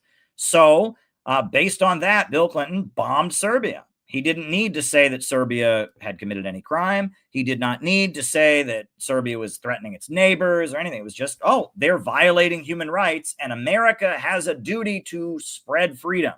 And they call this responsibility to protect or duty to protect. It's this notion that the USA should intervene to protect people, right? If the US government says that somebody is violating human rights or whatever, the U.S. government has the right to overthrow them, right? And they don't have to, it doesn't have to fit with international law. Sovereignty doesn't matter. Territorial integrity, as long as the USA is on this mission to spread freedom, that is within the duty of the United States. That's the neocons. Now, Iraq and Cuba and North Korea suffered horrendous sanctions during the 1990s. In Iraq, 1.2 million Iraqis died due to lack of clean water and medicine. It was really horrendous what was done. The sanctions on Iraq were genocidal, and members of the United Nations resigned in protest. And Madeleine Albright said it was worth the cost because Saddam Hussein was a dictator, and they hoped that the people of Iraq would overthrow Saddam Hussein, who was a dictator, if they just starved him. So they blocked medicine from going into the country. They blocked food, and they killed 1.2 million Iraqis. And the hope was the Iraqis would be so miserable they'd overthrow Saddam Hussein, right?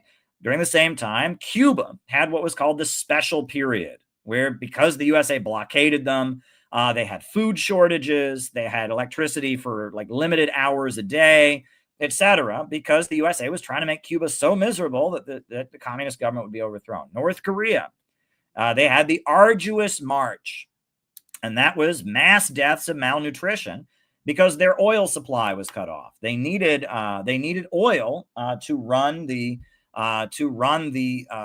tractors for their food system, and the oil supply was cut off, and their food system came to a grinding halt, and there were mass deaths of malnutrition in North Korea, right? And at the end of the 1990s, President George W. Bush gets elected in the 2000 election. You have 9/11 in 2001.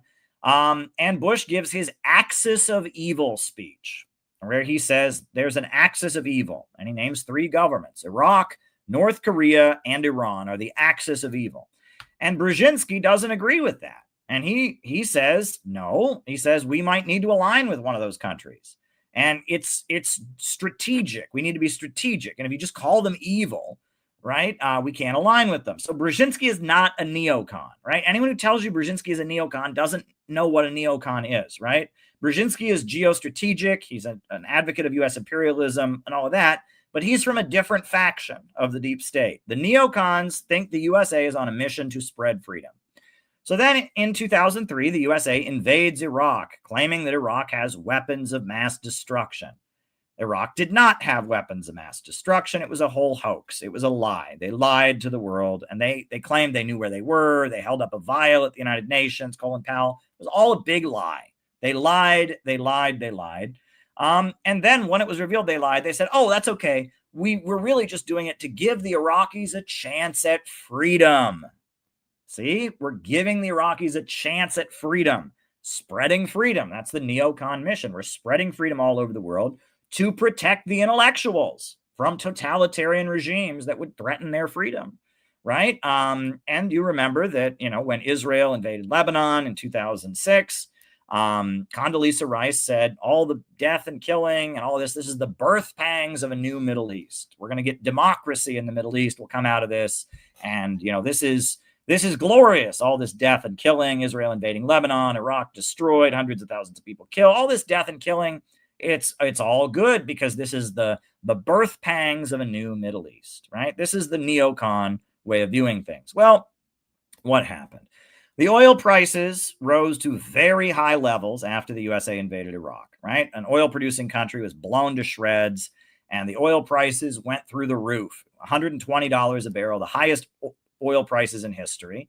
And that made a lot of money for ExxonMobil and BP and Shell and Chevron, but it also really helped Russia. It really helped Iran. It really helped Venezuela, Angola, and Libya. And these are countries that, are rooted in anti-colonial revolutions. Russia rebuilds its economy. Putin comes into power and restructures Russia's economy to around oil and gas, a state-controlled oil and gas company.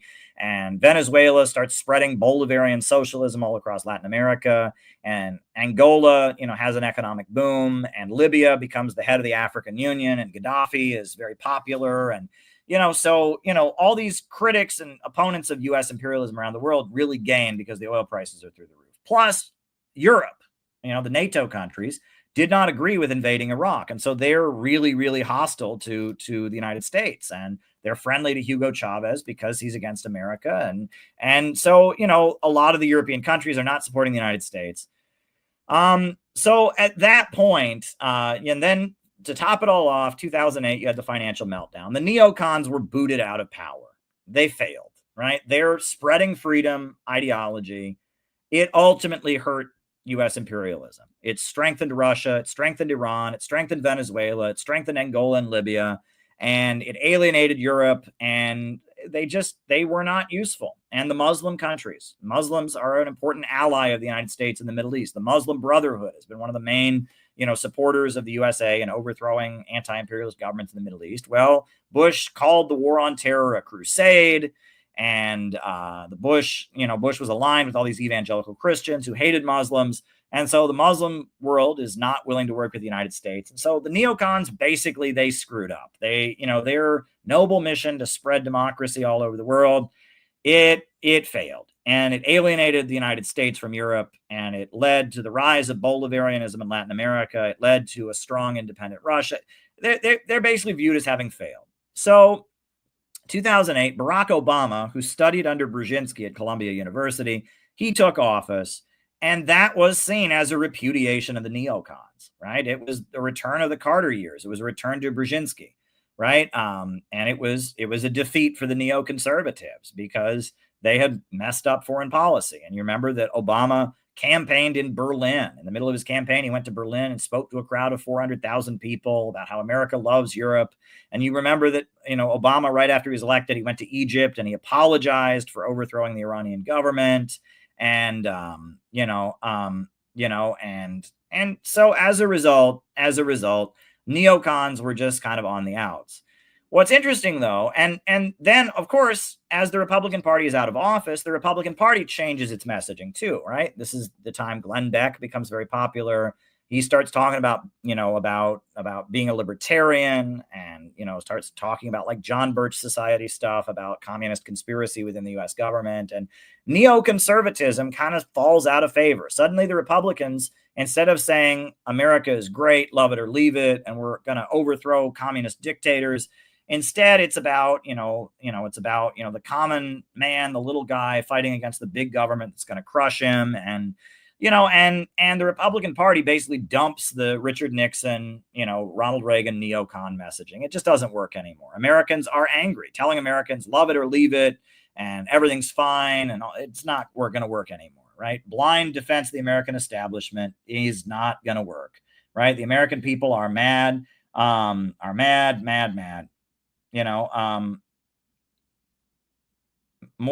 very, very angry. Very, very angry. So basically what's interesting is that the neocons are basically out of power in terms of running the messaging of U.S. foreign policy. Trump is not a neocon. He's a Republican. The Democrats don't talk like neocons. However, at the same time, almost all the people in Congress and all the people in, the intelligence agencies, they've all been trained by neocons. So even though the neocon way of viewing things has kind of fallen out of favor, this notion that the USA should be spreading freedom and overthrowing governments, that the USA is on a crusade to overthrow totalitarian regimes, that Nazi Germany and the Soviet Union are the same, and they're both an example of excessive democracy and populism, that is really still what the bulk of the American government believes. The people running the military, the people running the CIA, the people running the deep state, that's what they believe. Now, Tulsi Gabbard doesn't believe that. Trump doesn't believe that. Trump said that, the weapons of mass destruction was a lie. No more toppling regimes. Trump talks like a populist, right? Tulsi Gabbard doesn't believe that. She's kind of made her career opposing the neocons and opposing regime change wars. However, because from the late 70s until the Obama administration, that's just pretty much what the American government believed. The bulk of the people within the deep state have a neocon perspective. And what's interesting is that both the mainstream right wing that celebrates the free market, that hates communists, and the mainstream left wing, BreadTube, both of them believe this, right? You remember Vosh went after me and he said that, defending the Soviet Union is the same as defending Nazi Germany. anyone who would support North Korea is just the same as somebody who supports Nazi Germany. That's neocon rhetoric, right? And DSA and the woke left, the people running their messaging, and, DSA was started by the same people who started the neocons, followers of Max Shachtman, right? And that neocon ideology is everywhere, even though as a movement it's played out. The American people don't want to hear it. The American people don't support regime change wars. The American people, they are in a populist mode. They are angry at the government. So it's kind of interesting, right? Neoconservatism is really the ideology of the American state.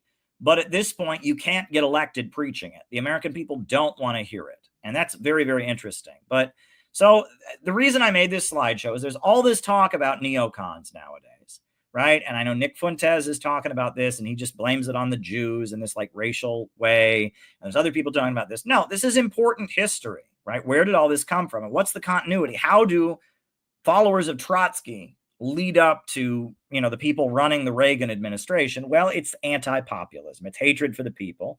And that is really an expression of what was called philosophical irrationalism, right? Philosophical irrationalism. This is a very, very good book. It's a critique of Nietzsche by George Lukács. And philosophical irrationalism is the idea that there is no truth and that great intellectuals can make truth for themselves. And that if anyone tries to tell you that truth exists, they're a totalitarian. And they're trying to take away your freedom, and that the masses of people form mass movements based on truths, and that's the greatest threat, and that you have to be an individual and engage in deconstruction. This is postmodernism, right? This is Leo Strauss. This is Ayn Rand. This is Irving Kristol. This is Hannah Arendt. This is Susan Sontag. It's anti-populism and it's anti-truth, right? It's anti-truth. It is the idea that everything is a matter of opinion, that there is no real truth, and that the masses of people are the most dangerous. That's really what defines the Western world, is philosophical irrationalism. And Lukács has written a lot about it, and I've highlighted it a lot. This is the ideology, this is the ideology that kind of defines the Western elite, right? That the individual above all else, great individuals don't play by anyone's rules. There is no real truth. Tearing things down and deconstructing is the only, righteousness. That is the ideology of the Western world. And the right emphasizes the economic side of it, and the left emphasizes the social side of it. But it is radical individualism and liberalism as an attack on truth and reality. So there you go. That is my presentation for tonight. I hope that was informative, but I just wanted to clear up what the neocons are, where they came from, and the connection to Trotskyism, how they fit in with Trotskyism, because it's interesting. It's very, very interesting to note the continuity there. But it's not because they're Jews, and it's not some, cabal conspiracy. It's a mindset that says the masses are the enemy. And that's what the neoconservative movement believes. And that was Trotsky's difference with Stalin. And that was the New York intellectuals' difference with Trotsky. And this is a continuity of celebration of radical individualism and liberalism, individualism above all else, opposition to populism. So there you go. That's my slideshow for tonight. Names and locations, folks. Names and locations. I will call you all out as I see you. Names and locations. Who is with us tonight? Names and locations. Names and locations. Names and locations. Who is with us? Who is with us? Names and locations. Names and locations. Who is with us? Kew Gardens. Checkpoint Charlie. Good to have you with us. Jenny in Cincinnati. Good to have you with us. Seasoned Noob in China. Good to have you with us. Zach in Virginia. Good to have you with us, sir. Zach is awesome. Alex in Brazil. Utica, New York. Ryan in Kansas City. Charles in Brooklyn. Jacob in Wisconsin. John in Chicago. In the Pacific Northwest. Philip Blair. St. David's, Bermuda. Minneapolis, Minnesota. By that Teamsters strike. There you go. Good to have you, DJ Adam. Ian in the Yukon. Diana in Orlando, Florida. Good to have you with us. Good to have you with us, Diana. John from NYC, currently in Florida. Cartman from South Park. Nick from Michigan. names and locations. George Muniz in Sydney, Australia. Good to have you with us. Good to have you with us. CO in Elenco. I think it's Colorado, right? Anybody else? Names and locations? Names and locations. Names and locations. Who is with us tonight? Names and locations. Names and locations. Who is with us? Who is with us? Anybody else? Names and locations. Names and locations. Who is with us? Who is with us? Names and locations. Who is with us? Who is with us? Anybody else? Well, while we're here, so I haven't gotten any questions yet, I don't think, right? Has anyone sent any questions yet? I have not received any questions as of yet. So you can send questions in 3 different ways. You can send questions via Rumble Rants on the Rumble. You can send questions to Caleb Maupin 22 on Cash App, or you can buy me a coffee. Those are the 3 ways. The 3 ways to ask me questions. And I would really appreciate some questions, so I have something to talk about. In the second half of the show. So send some questions. Buy me a coffee is a great way to send questions. That'll get me talking. I would appreciate some questions for the second half of the program. So what I'm going to do now is, I thought, this is something I just remembered, right? So I just wanted to go over this. Bill O'Reilly, he used to be primetime Fox News. There was all kinds of sexual harassment stuff, and now he's just kind of an independent blogger or whatever. But during the height of Bill O'Reilly's career, he had a big argument with Geraldo Rivera about immigration. And I actually thought that Geraldo Rivera made a very, very good point. And I want to show this debate because it's actually very relevant to a lot of what I see now. Are there people in this country that are undocumented immigrants who have done bad things? No question about it. But immigrants tend to commit crimes at a lower rate than most citizens do. And yeah, I just want to show you this epic TV moment. This is a really heated argument from years ago when Bill O'Reilly was still on Fox News between Bill O'Reilly and Geraldo Rivera. I just wanted, folks to see this moment because it's actually, it's related to a lot of what's going on with ICE and all of that today. So here we go. Sanctuary cities. What do you think? I think you have the story almost exactly wrong, my friend. I think that we're talking about drunk driving. And, there were 347 drunk driving fatalities in the Commonwealth of Virginia in the year 2005. I think this may be the first drunk driving story we've done from Virginia. And the only reason it's news on the factor is because the driver was an illegal alien. What if his name was Bubba?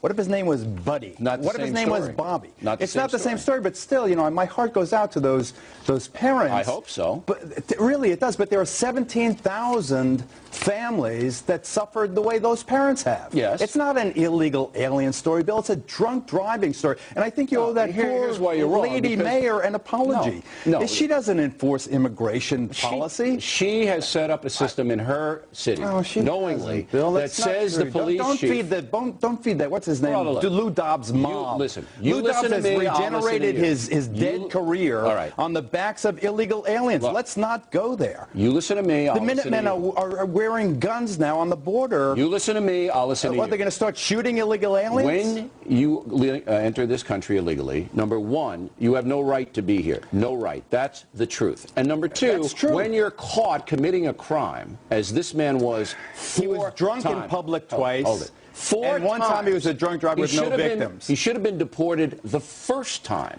and he was not. And the reason he wasn't deported... Because he didn't commit a felony. It doesn't make any difference. And he didn't commit a misdemeanor. He didn't commit a misdemeanor having to do with moral turpitude either. So let me get this straight. Everyone followed the law. You owe everyone an apology from the governor to the mayor down. No, they didn't. Now, I just want to get this straight. You, Geraldo Rivera, with teenage daughters, are telling me that you are okay with somebody sneaking into the country, becoming drunk, get convicted of a DUI, and staying here. You're all right My with that. nightmare is my daughter's having anything to do with a okay with drunk. Let that? me finish my answer. My nightmare is my daughter's having anything to do with a person driving drunk. That's my nightmare. It could be a Jewish drunk. This It could be guy a didn't have Polish to be drunk. here. It could be an Irish drunk. It No. could be an Italian drunk. American what the hell crime, difference does it make? It makes plenty of difference. It does not. He Bill, doesn't have a please. right to He be didn't commit here. a felony. He doesn't have a right to be in this country. What? But that has nothing to do with the Yes, fact that it he was does. a drunk. He should have been He was a deported. drunk. What if, He should have been deported, and this mayor and the police chief didn't deport him. Listen, do you know how many people we have in jail? How many of them are illegal aliens? Illegal aliens commit crimes at a lower rate than citizens do. This guy They do. shouldn't have been Cool here. your jets. It has nothing to do with illegal aliens. It has to do with drunk driving. It doesn't. Don't obscure He a should have been tragedy to deported. make a cheap political If point. I'm the father, It is a cheap political no, point. it isn't. And you know this it. is justice. This has nothing to do you with that want poor old lady anarchy. mayor. You It has want nothing to do no, with that mayor. You want anarchy. No, what you I want want- open border anarchy. What That's I want is fairness. We have lured Fairness, these people. bull. We have lured these. This is the we law. have lured these people Oh, to this yeah. country with the promise Nobody of has- jobs this- in a country where there is basically full domestic employment. All right. We have for decades lured them here, This and now we're family- starting a mob scene. This family lured no you want one. your viewers to go knocking on people's door No, to door. bull, Are you an that's bull. illegal? I'm going to take you outside and do I something want the to you. law enforced. History have seen what happens when you I single want out the people law like that. enforced, and But then you don't. Bill, You half don't. of Congress, if they had the courage, the President of the United States, if you look at what he has to say, all want reasoned immigration reform. Then but to do take that. this tragedy in Virginia Beach and make it about illegal aliens It is a is. sin. That's a sin. Bull. This family lured no one. This family lost their daughter and so did the other. 347 drunk Because driving the law- fatalities in the Commonwealth of Virginia. We deal with Do we Americans. care about them? We deal with Americans that way, and I deal with it all the time, and you know I do, with child predators and everything else. But I back you with that because it's a reasoned approach. This it is singles reason. out the perpetrators You who don't have let these no people wait. stay I here. think let's calm down. I'll give you the last word. You don't let these people a stay child here. predator is someone with a predilection to commit an offense against the juvenile. So you go that because of that cause and effect, you go after the person who's perpetrating the offense. There's no cause and effect between his illegality and his drunkenness. Sure there is. He's The irresponsible. Latinos aren't more drunk than other A people. Latino bull. It's about Ramos, not Latinos. Right, I agree. And that's should why be if out. Ramos was Raminsky, would we care? We would certainly care. If when he was broke an the illegal- law, he gets deported 17,000 fatalities drunk first driving. time. All right. Yeah, that was quite a heated exchange there.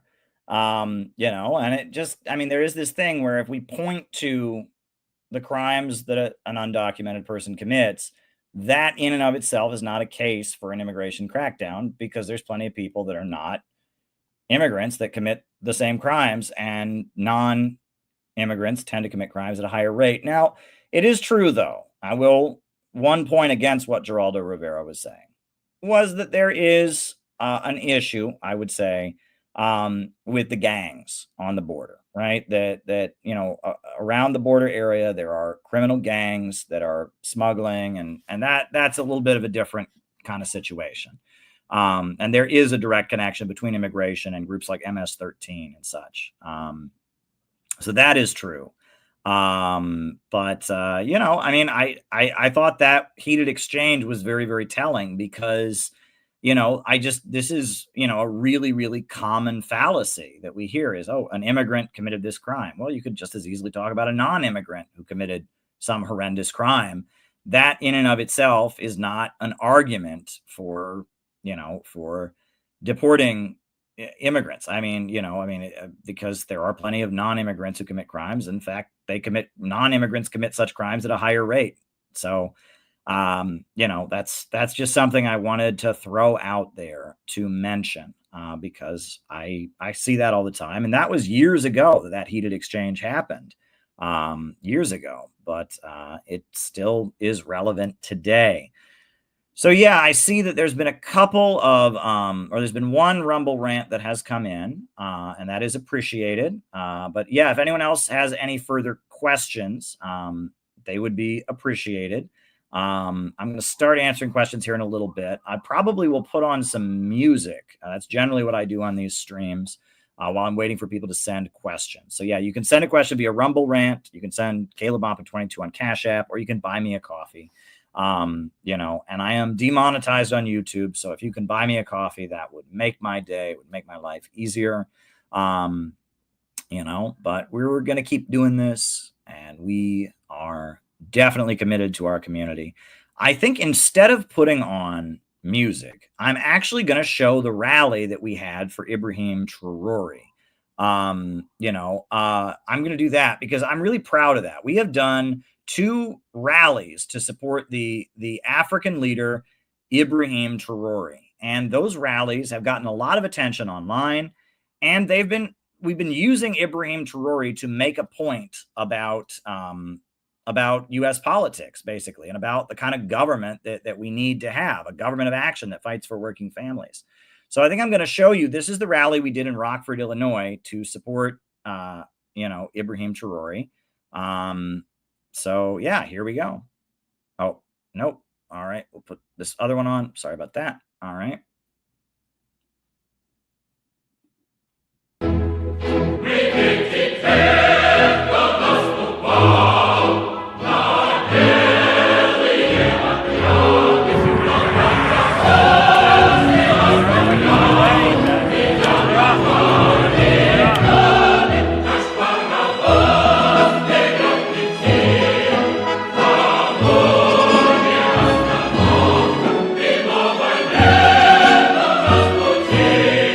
In Rockford, Illinois, and we're here to say that Ibrahim Traore is right and AFRICOM is wrong. Hands off Traore!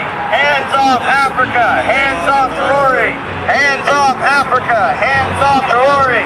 Hands off Africa! Hands off Traore! You know, today we're speaking about Ibrahim Traore, all the good things he has done. He is actually a leader that's provided true inspiration, not just for his people of Burkina Faso, but for everyone around the world. Are in the belly of what is happening around the world. We get up, we go to work, we go home, we get online. We pretend like we don't know, but we do know. We feel the crushing imperialist boot on our necks, and can we get it off? Yes, we can! Yes, we can! Fuck yeah! Fuck yeah! We can! Yes, we can! Don't let them stop you. Ibrahim Traore is the captain, president, Ibrahim Traore, the traditional president of Burkina Faso. I think he's a remarkable leader for the whole world. Whenever I see him, I'm really compelled by him. Taking hands off of Ibrahim Traore, and we're representing the Center for Political Innovation because we want economic development. We don't want degrowth. People are liking it, huh? Yeah, I want people to be receptive or at least curious. And I think if we take an example like this, and stand up for countries like this and learn from it, we too have a better prosperity, not just for ourselves now, but for generations to come. So unique and so different from the various other leaders of the world. He's amazing to me. Down with NATO! Down with NATO! Hands off Africa! Hands off Africa! Down with NATO! Down with NATO! Hands off Africa! Hands off Africa! We are an energized group fighting for working families. We are an energized group fighting for the world. We want this message to get out to everyone, far and wide, to get off your butts, to make it happen. We are one because we are in this fight together. We've got Africa's Flame, the Ibrahim Traore, the current president of Burkina Faso, who's doing beautiful, amazing things, building up the country for his people. They kicked out the French. They formed an alliance with Mali and Niger. Security defense, economic defense.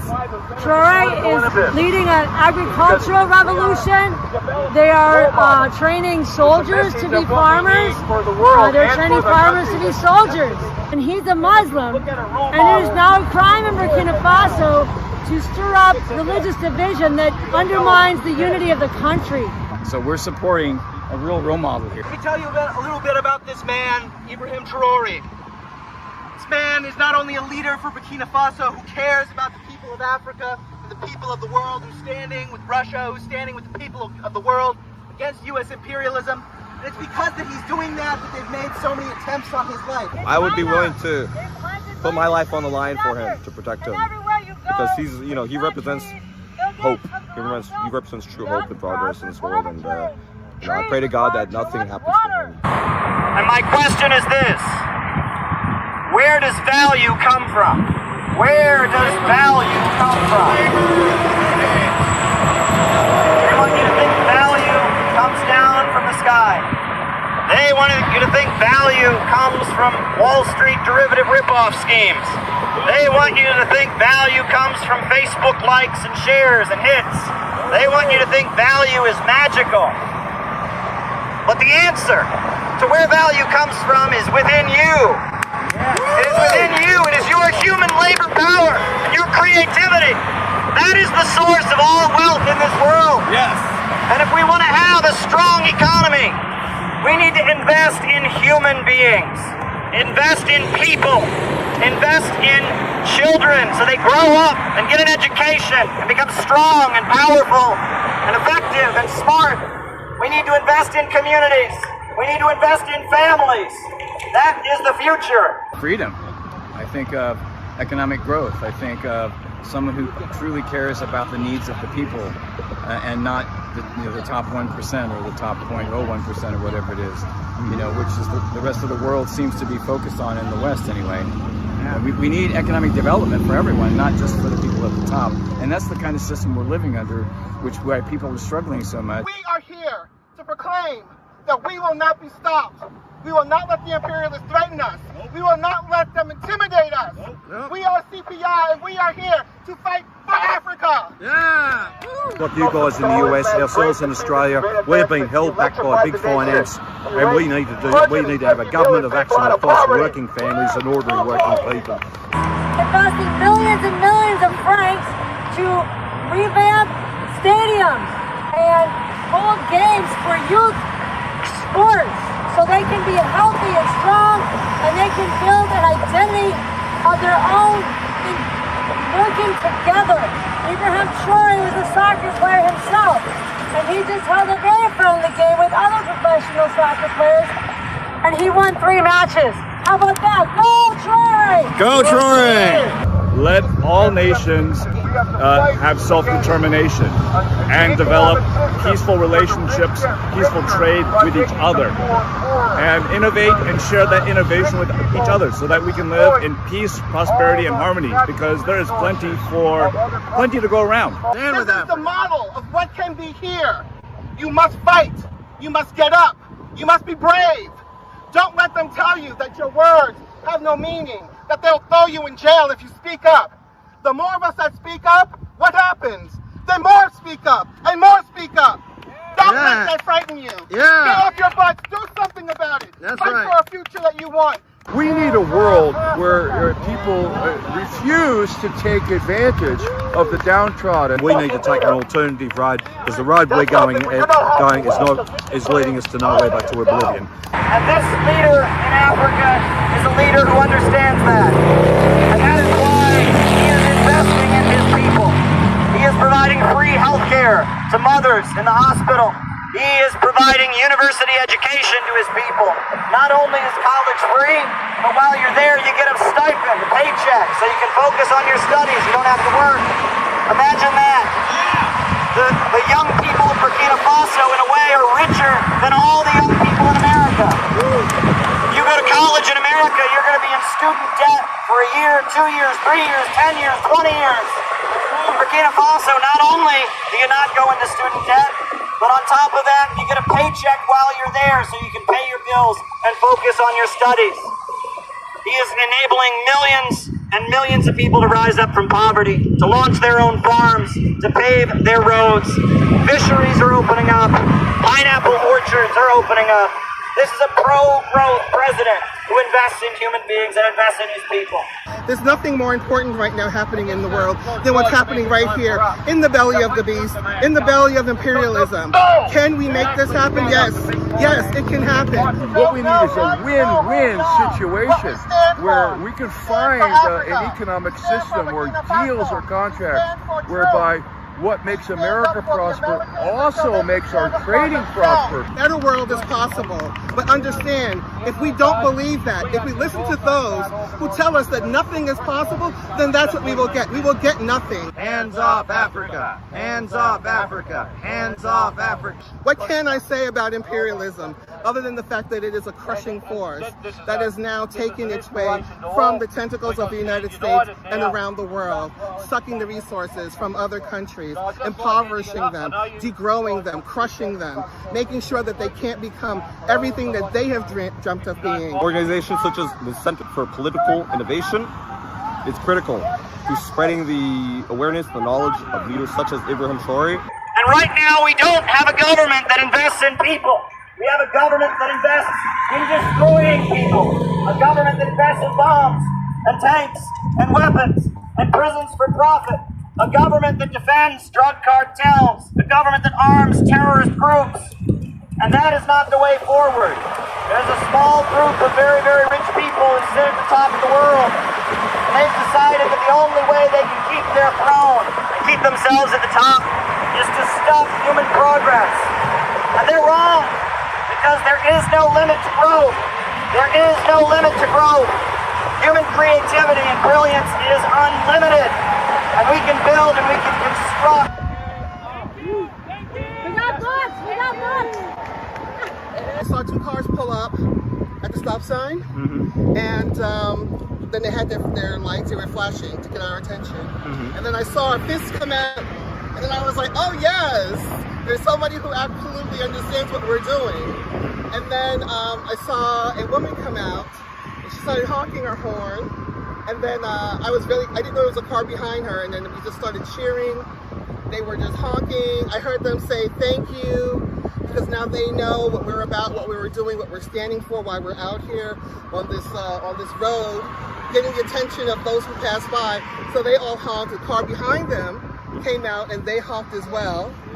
And they seemed extremely supportive, very happy that we're out here bringing awareness, in a place where, likely of all places, would you see a big giant sign, a big, poster of Ibrahim Traore. But here we are, CPI, bringing awareness, making it happen, and understanding that people, the more we do this, it'll catch fire. Indeed. And it seems as though it already has. I think, there's been a number of people that have positive reactions to our rally, to the banner, to our chants, to our speeches. We will march together, we will fight together, no matter who you are, no matter what political persuasion, no matter what race, because we are all here fighting a class struggle that is more than the sum of its parts. We are one. But I think if we're getting positive reactions like that out here, that's a very good sign. And it's a sign of progress, and it's a sign that people are starting to wake up. Ibrahim Traore is working with Russia Bad! Russia Bad! Oh my God, Russia Bad! No, Ibrahim Traore went to the 80th anniversary of the end of World War II in Russia, and he got to see their equipment, and he got to see their spirit of unity and their spirit of cooperation, and how they were able to defeat fascism, which we've never forgiven them for. So, also Ibrahim Traore is investing in education for his students to go to Russia. And Russia has students coming to Burkina Faso so they can learn each other's culture and they can build peaceful nuclear energy. Yay! Peaceful nuclear energy. Peaceful nuclear energy.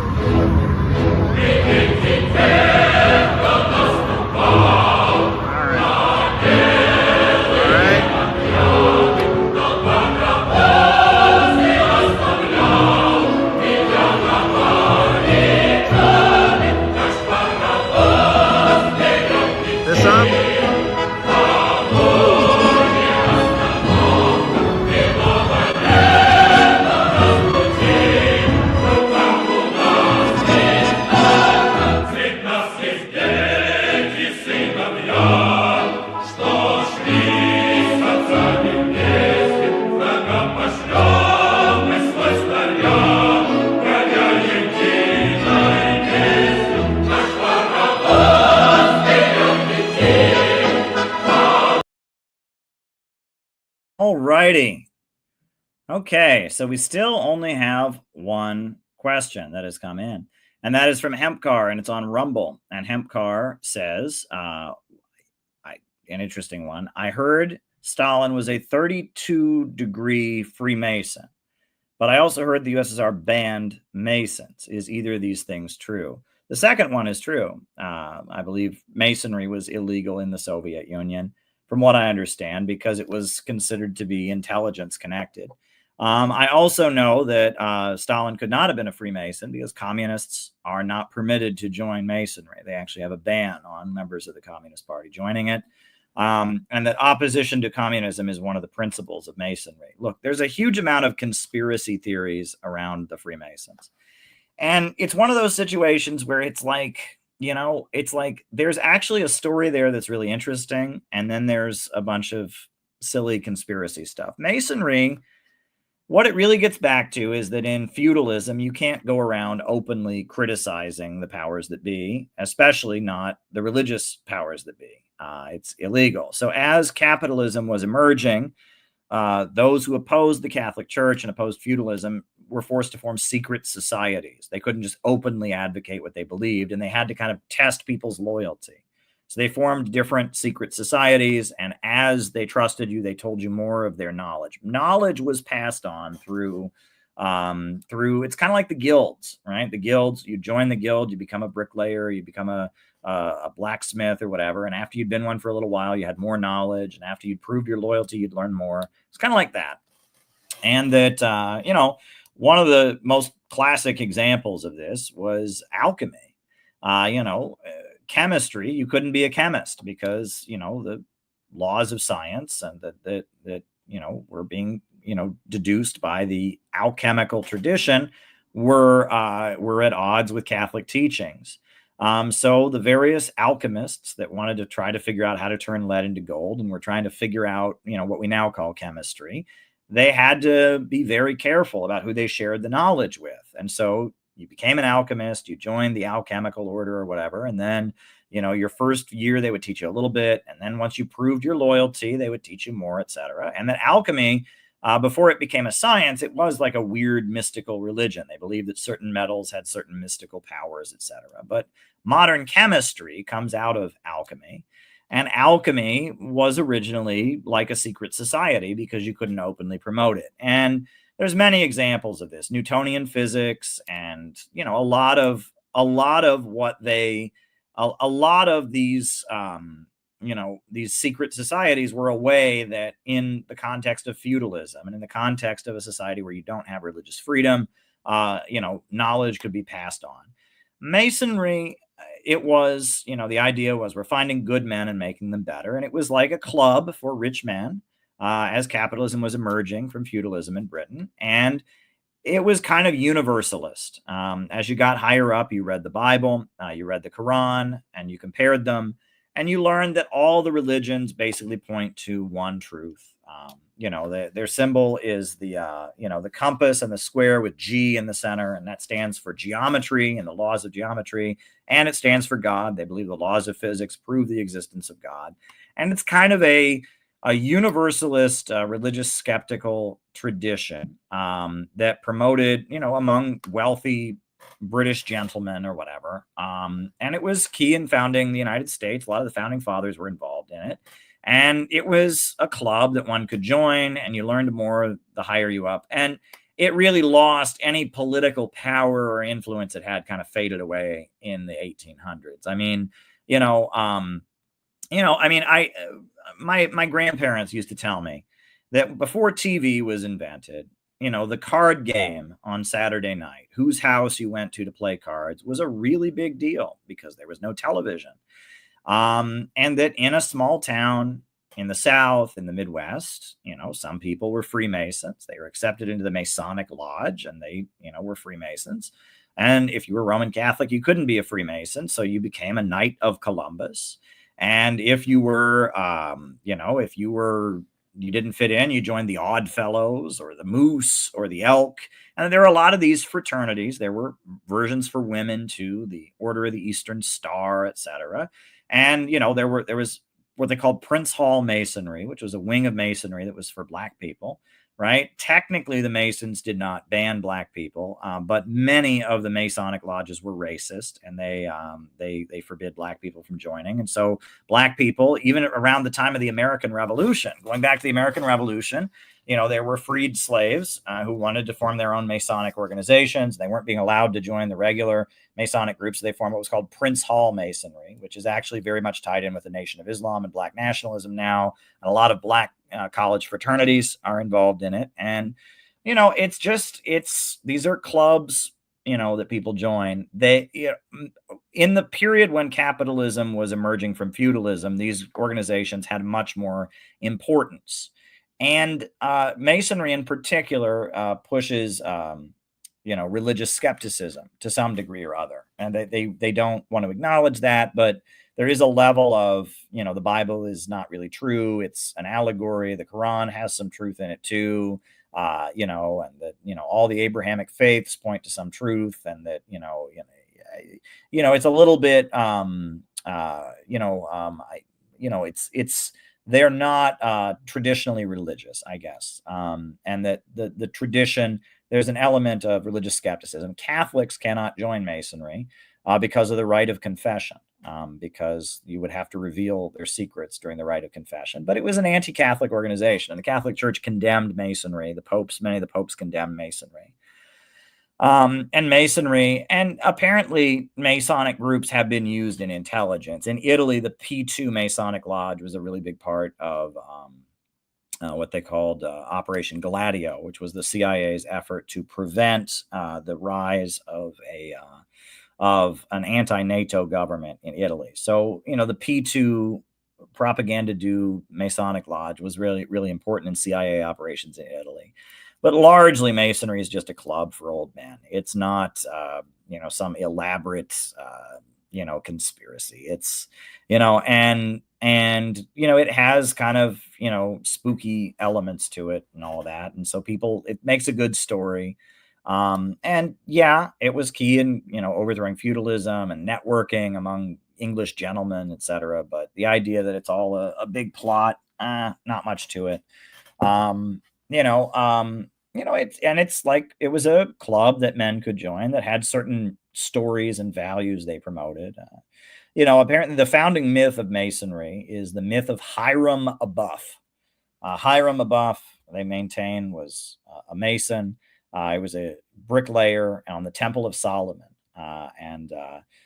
His two brothers, they had some secret word that the bricklayers had, and he was cornered by two guys, and they said, "You got to tell us the secret word or we'll kill you." And he refused to give up the secret word, and he was killed.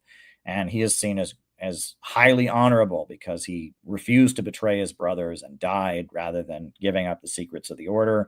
And that's kind of the founding myth of Masonry. They trace themselves back to Hiram Abuff. And apparently in the Bible, there is some obscure person named Hiram, and so they claim that's them. They claim that they were started by King Solomon to build the temple, which is not true. It was started in England around the time of the English Civil War, maybe a little bit before that, but it's not, it's a relative, it was something that came out of the struggle to overthrow feudalism. And yes, you're right. It is anti-Protestant in the sense that, that they believe all the religions are the same. They study the Quran. They're religious skeptics. They believe God is defined by geometry, but I think they don't believe that you can pray that God is active in our current world. They believe that God is kind of off in the distance. He started things and he started the laws of physics and he made the divine plan, but he's distant now. I think there's a name for that. What is that? Pantheism, or it's one of those ideas that was very popular with the founding fathers of the United States. And that's why the founding fathers of the United States, had Qurans, is because they studied them in Masonry and stuff. It's not, Masonry was just an order, a club that kind of passed on the values of the Enlightenment, religious skepticism, etc. Yeah. And that's, and it's still around. It's a fraternity for men, basically. It's a men's fraternity still. And the idea that they're secretly controlling the government and all that, that's pretty silly. It's pretty silly, but it's, the ideals of the British Empire, deism, exactly, deism.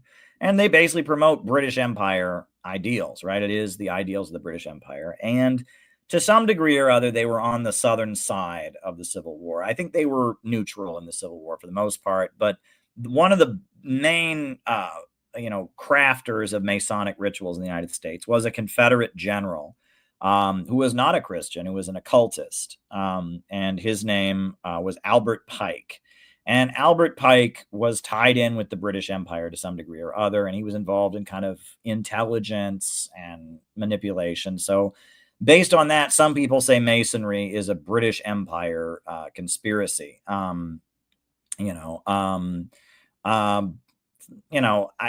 wouldn't go as far as to say that, but it does promote the ideals of the British Empire. Darwinism, I think Masonry promotes Darwinism.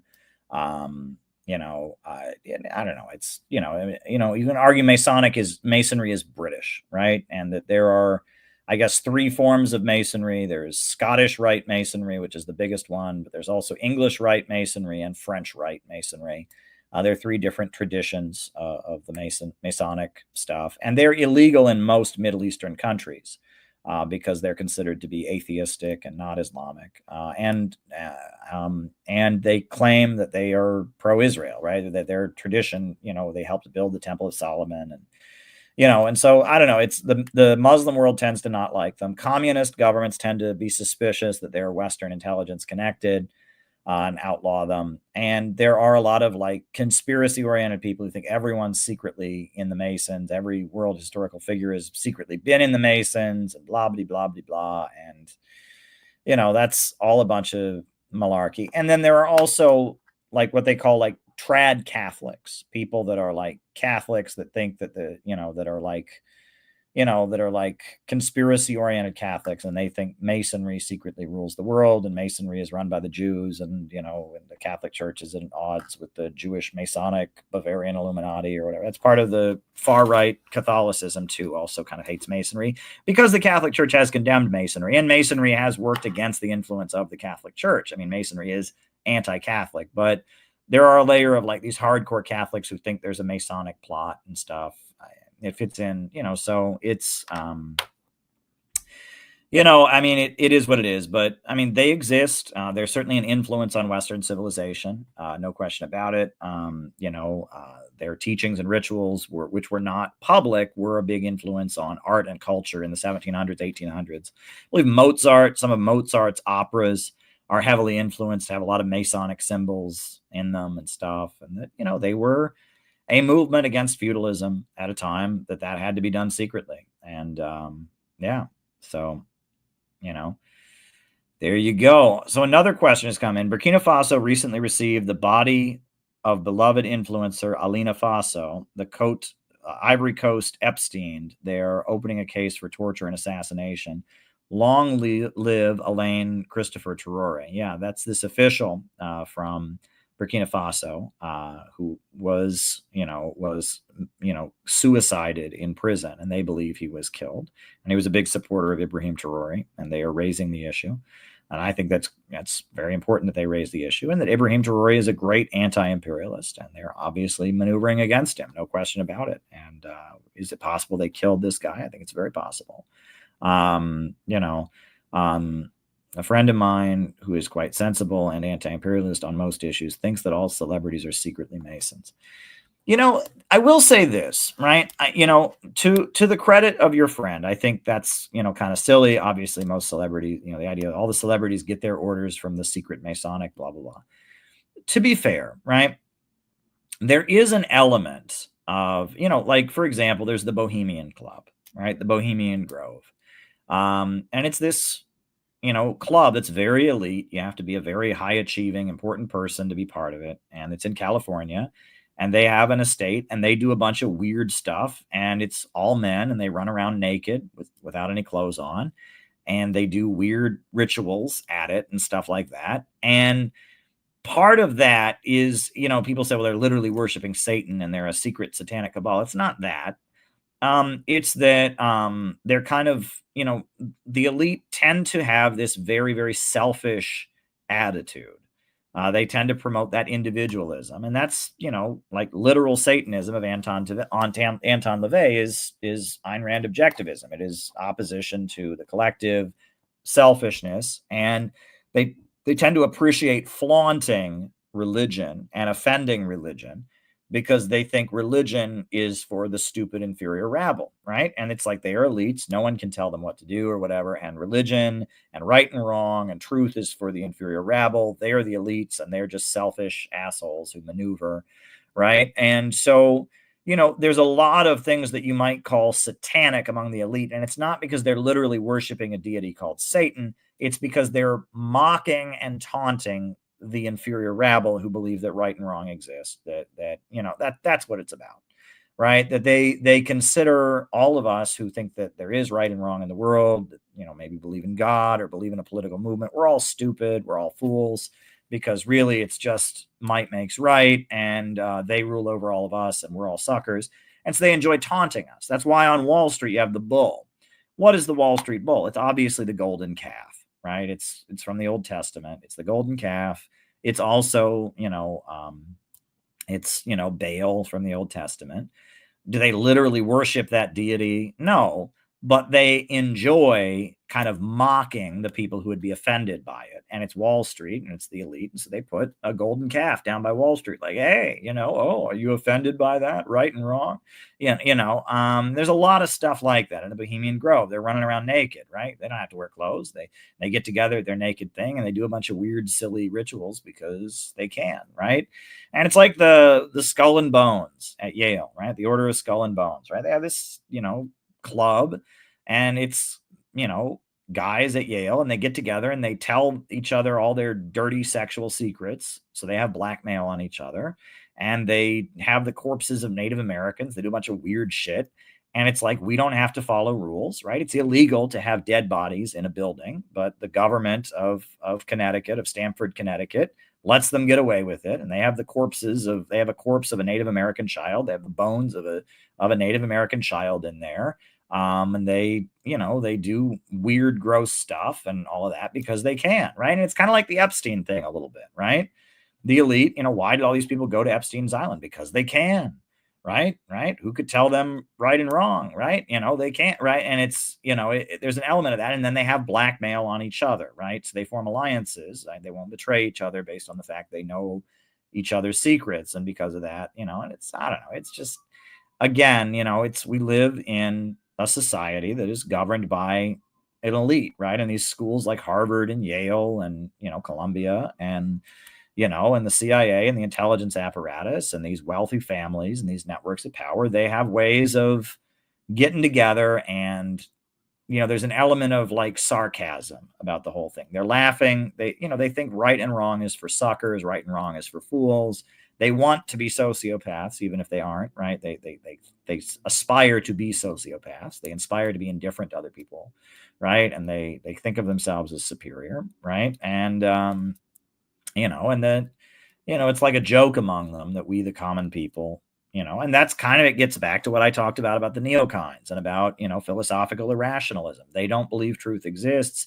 They don't believe right and wrong exists. They're blatantly selfish, right? They believe people who do believe in right and wrong are suckers and fools, right? I mean, it's, you know, this is what they think. And, you know, these clubs, these secret societies, if you want to call them that, these weird places where they go and dance around naked or throw around Native American bones or whatever they do. And, you know, it's fits in with that, right? It's not that these people are, you know, space aliens or these people are lizard people or these people are, you know, engaged in some kind of magic, right? You know, it's not the Alex Jones stuff. It's a little more evil than that. If it was that, it would make sense, but it's not that. It's that they just are laughing at all of us, right? And they're laughing at all of us common people, and they appreciate offending our sensibilities, and they indulge the evil side of themselves, right? It is sick, but they celebrate the fact that they don't have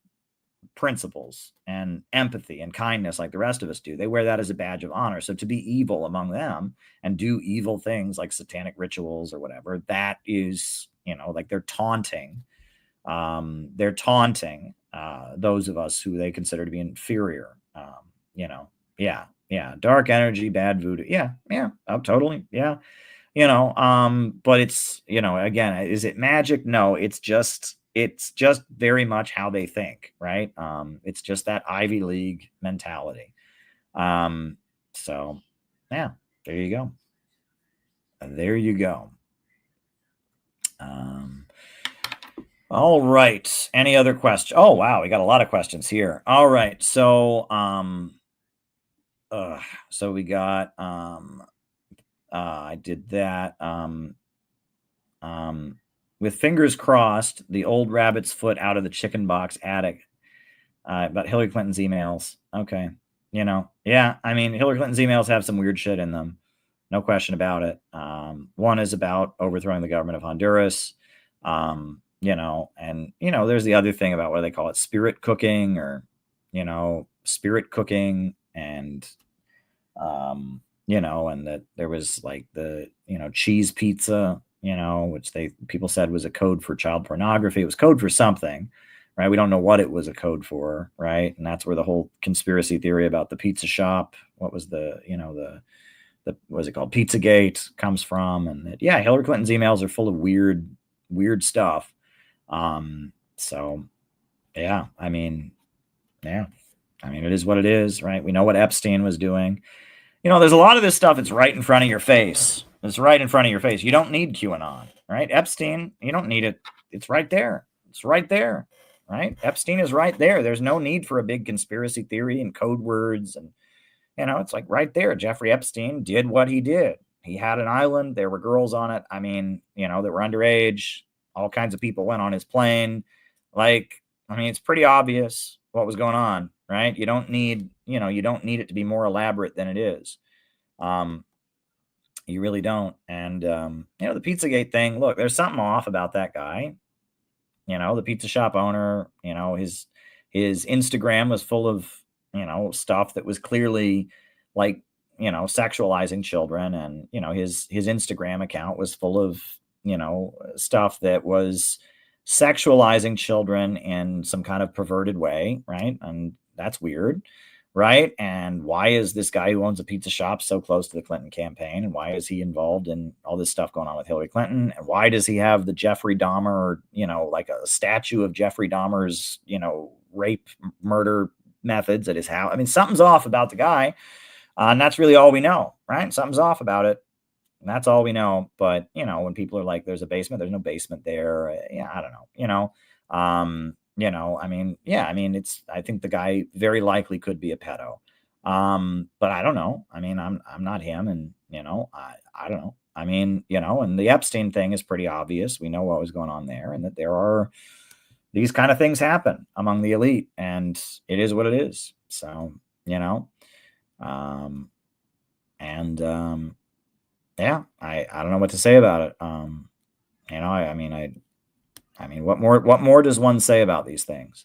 You know, I mean, is there more to it than that? I don't think so. You know, I will say what's happening now is that, well, I don't know. I could go on a whole rant, but I'm not going to. You know, but nowadays, with electronic stuff, I mean, no one really has any privacy right now, you know, and, you know, no one does. So, you know, basically, you know, you can humiliate and embarrass somebody, you know, by, you know, their private life. You can very easily do that. And they do. So, you know, I mean, look what they did to, what's his name? Glenn Greenwald. You know, it was horrible, right? I mean, we knew he was gay. No shocker. We knew that he did the things that gay men do. And they just humiliated him in front of the world, right? And, you know, and if you want to have an ethical conversation, I guess that, you know, that was a sex worker or what, it's not our business. Like, you know, he didn't commit any crimes. And they just humiliated him in front of the world just to be nasty. And to make it a topic of conversation, they said things like, oh, this pervert has kids. Well, these kids were not in the room, you know, his kids had nothing to do with it, right? You know, and they, and they tried to say, well, it was racist. This whatever he did with, it's like, it's his private life. What goes on in his bedroom is none of our business. We all knew he was gay. Are we shocked that a gay guy might do something with a gay prostitute? I'm not, you know. I mean, you know, if that's wrong, it's wrong. But, you know, it's like, it's not our business, and it's just stupid, right? And that this has happened. I've seen this many times lately, where they take a consensual act, right, that somebody engaged in, and they stretch to make it a crime when there's no crime, right? And they stretch to make it a crime, but they're really just humiliating the person by putting their consensual sexual, their texts or their, whatever on the internet, and they humiliate the person, right? And that's just what they do, right? And I mean, that's just what they do. And then there's a couple influencers I've seen, that were targeted this way. And they'll do things where, like, the guy's dating a girl, right? He's an influencer. He's dating a girl. And so then, his texts, his dirty texts, he's dating the girl, get leaked. And then they put, oh, she was underage, and she wasn't underage, but they put that just to get the conversation going, right? And it's just like, I mean, well, nowadays, if an adult man is dating an adult woman, it's very likely they're going to text each other, dirty pictures or, and all of that. And, I mean, and then they put it all over the internet to humiliate the person. And then they try to say, well, he's underage, or they try to say that what they're doing is disgusting or whatever. And yeah, it is disgusting. Yeah, it is. And that's why it shouldn't be all over the internet. I mean, and this is just a nasty thing. It's just a nasty thing that you do to somebody. And, yeah, I don't know what more to say about it, but we just need to realize we're entering the age where people don't have privacy, right? People don't have privacy, and that's all there is to it. And it's just a nasty, nasty thing you can do to somebody. Yeah, let's move on. Exactly. There's not much more to say about it. So, when you talk about all these secret clubs and all of that, I mean, it's just, we're in a weird time where, again, I think the rules around all this are being renegotiated. It used to be that these secret societies were a way of controlling people with blackmail and stuff. And now with the internet and with technology, you can't have the same level of control of what gets out there and what doesn't. I guess that's what I'm getting at. Right. So yeah, there you go. There you go. Yeah. Right. So yeah, I love how homophobic the liberals are when it suits them. Oh, exactly. Right. I mean, and that's, you'll notice, right, that, all of these rules get turned off and on based on whether you like the person or not. And that's generally how these kind of things work. And that's what's really sad about it, is that, there are people that really do bad things out there. But, now you don't know, right? You don't know, right? And that's, that's the whole thing. Look, the attack that has been leveled against me, right? And it's been 3 years now. The attack that was leveled against me, what these people believed, and I'm still I have a hard time processing that anyone could possibly believe this. But what was alleged, right? Just so you all know, right, is that apparently all of this, all these hours of streams, all the books that I've written, everything that I do, is all just an elaborate scheme to get sexual favors out of people. That's what these people maintain. Now, there are people, I kid you not, who are actually stupid enough to believe that. Seriously, I don't know how, I don't know where, but there are people that literally still to this day maintain that is true. That I wrote books of hundreds of pages in length. I put on events. Everything I do is apparently an elaborate scheme to get sexual favors out of people, which is like the most bizarre thing I've ever heard. And the basis of this is that one consensual thing happened with one person at one point. Now, I don't know. I mean, that is so ridiculous, right? And, but, I mean, there are people that actually believe that. And the sad thing is there are certain people that they can't understand that anyone would actually have real motivations, right? It's like they can't understand that anyone would actually be interested in ideas. They can't understand that anyone would actually care about anything. So, if somebody is starting an organization or writing books, clearly they must just be trying to get off. You know, I mean, it's very bizarre, you know, and it's like and this is how kind of like very stupid, shallow, normie people interpret things. No one can ever really believe in anything, right? It's all just a scam. It's all just a scam. It's all just a scheme. So, you know, hey, you know, if you believe that, you know, my best wishes to you, you know. But, you know, the problem is that, you know, I mean, I don't know. I could go on and on, but I'm not going to go on and on about these things. It's really not that important. Look, you know, a lot is happening in the world. A lot is changing, right? You know, and, you know, I will say that it's a struggle to remain on the revolutionary road. It really is. And at the same time, like some of us are in this, like we have to do this. We have to build a revolutionary movement. It is something we just have to do. And we're not going to give up. And that there's a lot of phoniness out there, and there's a lot of fraud out there. And social media is rigged, and social media is very, very much, very, very much a distraction. It doesn't lead to building real communities. We are building a real community with CPI.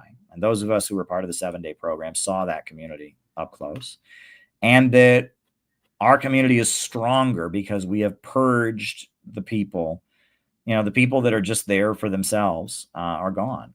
And that communism as an ideology tends to attract, unfortunately, a bunch of wannabe Lenins, right? That communism, you know, I mean, you know, it attracts people that, you know, are desperate to be internet famous, desperate to be the next dictator or whatever. And so the fact that we are now innovationists, you know, and the fact that, you know, that we got attacked in the way we did and we kept going, now everyone who's with us wants to be there.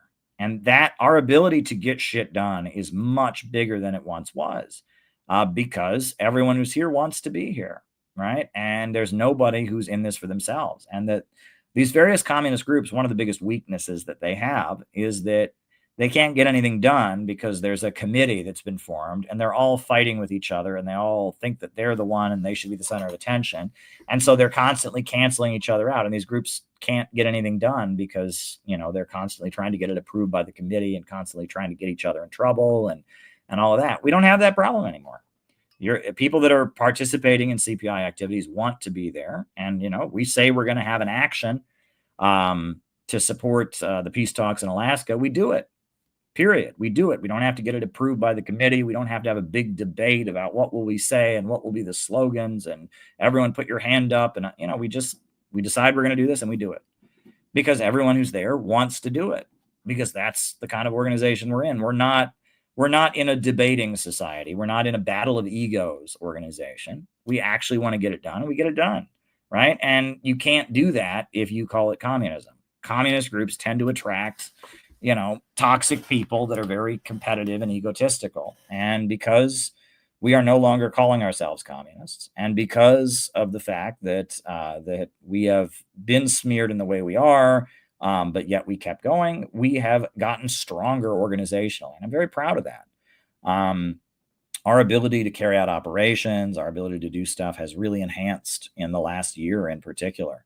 In the last couple of years, I mean, we have gotten a lot better at what we do, and we've kind of refined our ability to carry out operations. So I think that's pretty cool, and I'm proud of it, and I'm glad we're doing that. And I hope you all will join the Center for Political Innovation. And you know, I don't know what more to say. You know, I'm glad that a few questions have come in. You know, and I do know that at some point I will probably, I'm going to start reading some of the books on the streams. I just haven't had the opportunity. You know, and we're in summertime and a lot of people are tired. You know, yeah. So, you know, and it's like, I'm doing a lot. I'm working on a new book. I'm trying to edit and finish editing the videos from the conference, and, you know, we got a lot to do. but we're doing it and we're getting it done. And we have a group of dedicated people who wanted to get it done. And, that's what we're doing. So I guess on that note, we're almost at the 3-hour mark. I hope that the slideshow was educational for folks. I find that history of the neocons and all that to be very interesting. Hope we have peace with Russia and the war in Ukraine ends soon. Hope for a lot of things. And all we can do is do our best, but we are doing our best and we are getting it done. So dare to struggle, dare to win. Stay strong, everybody.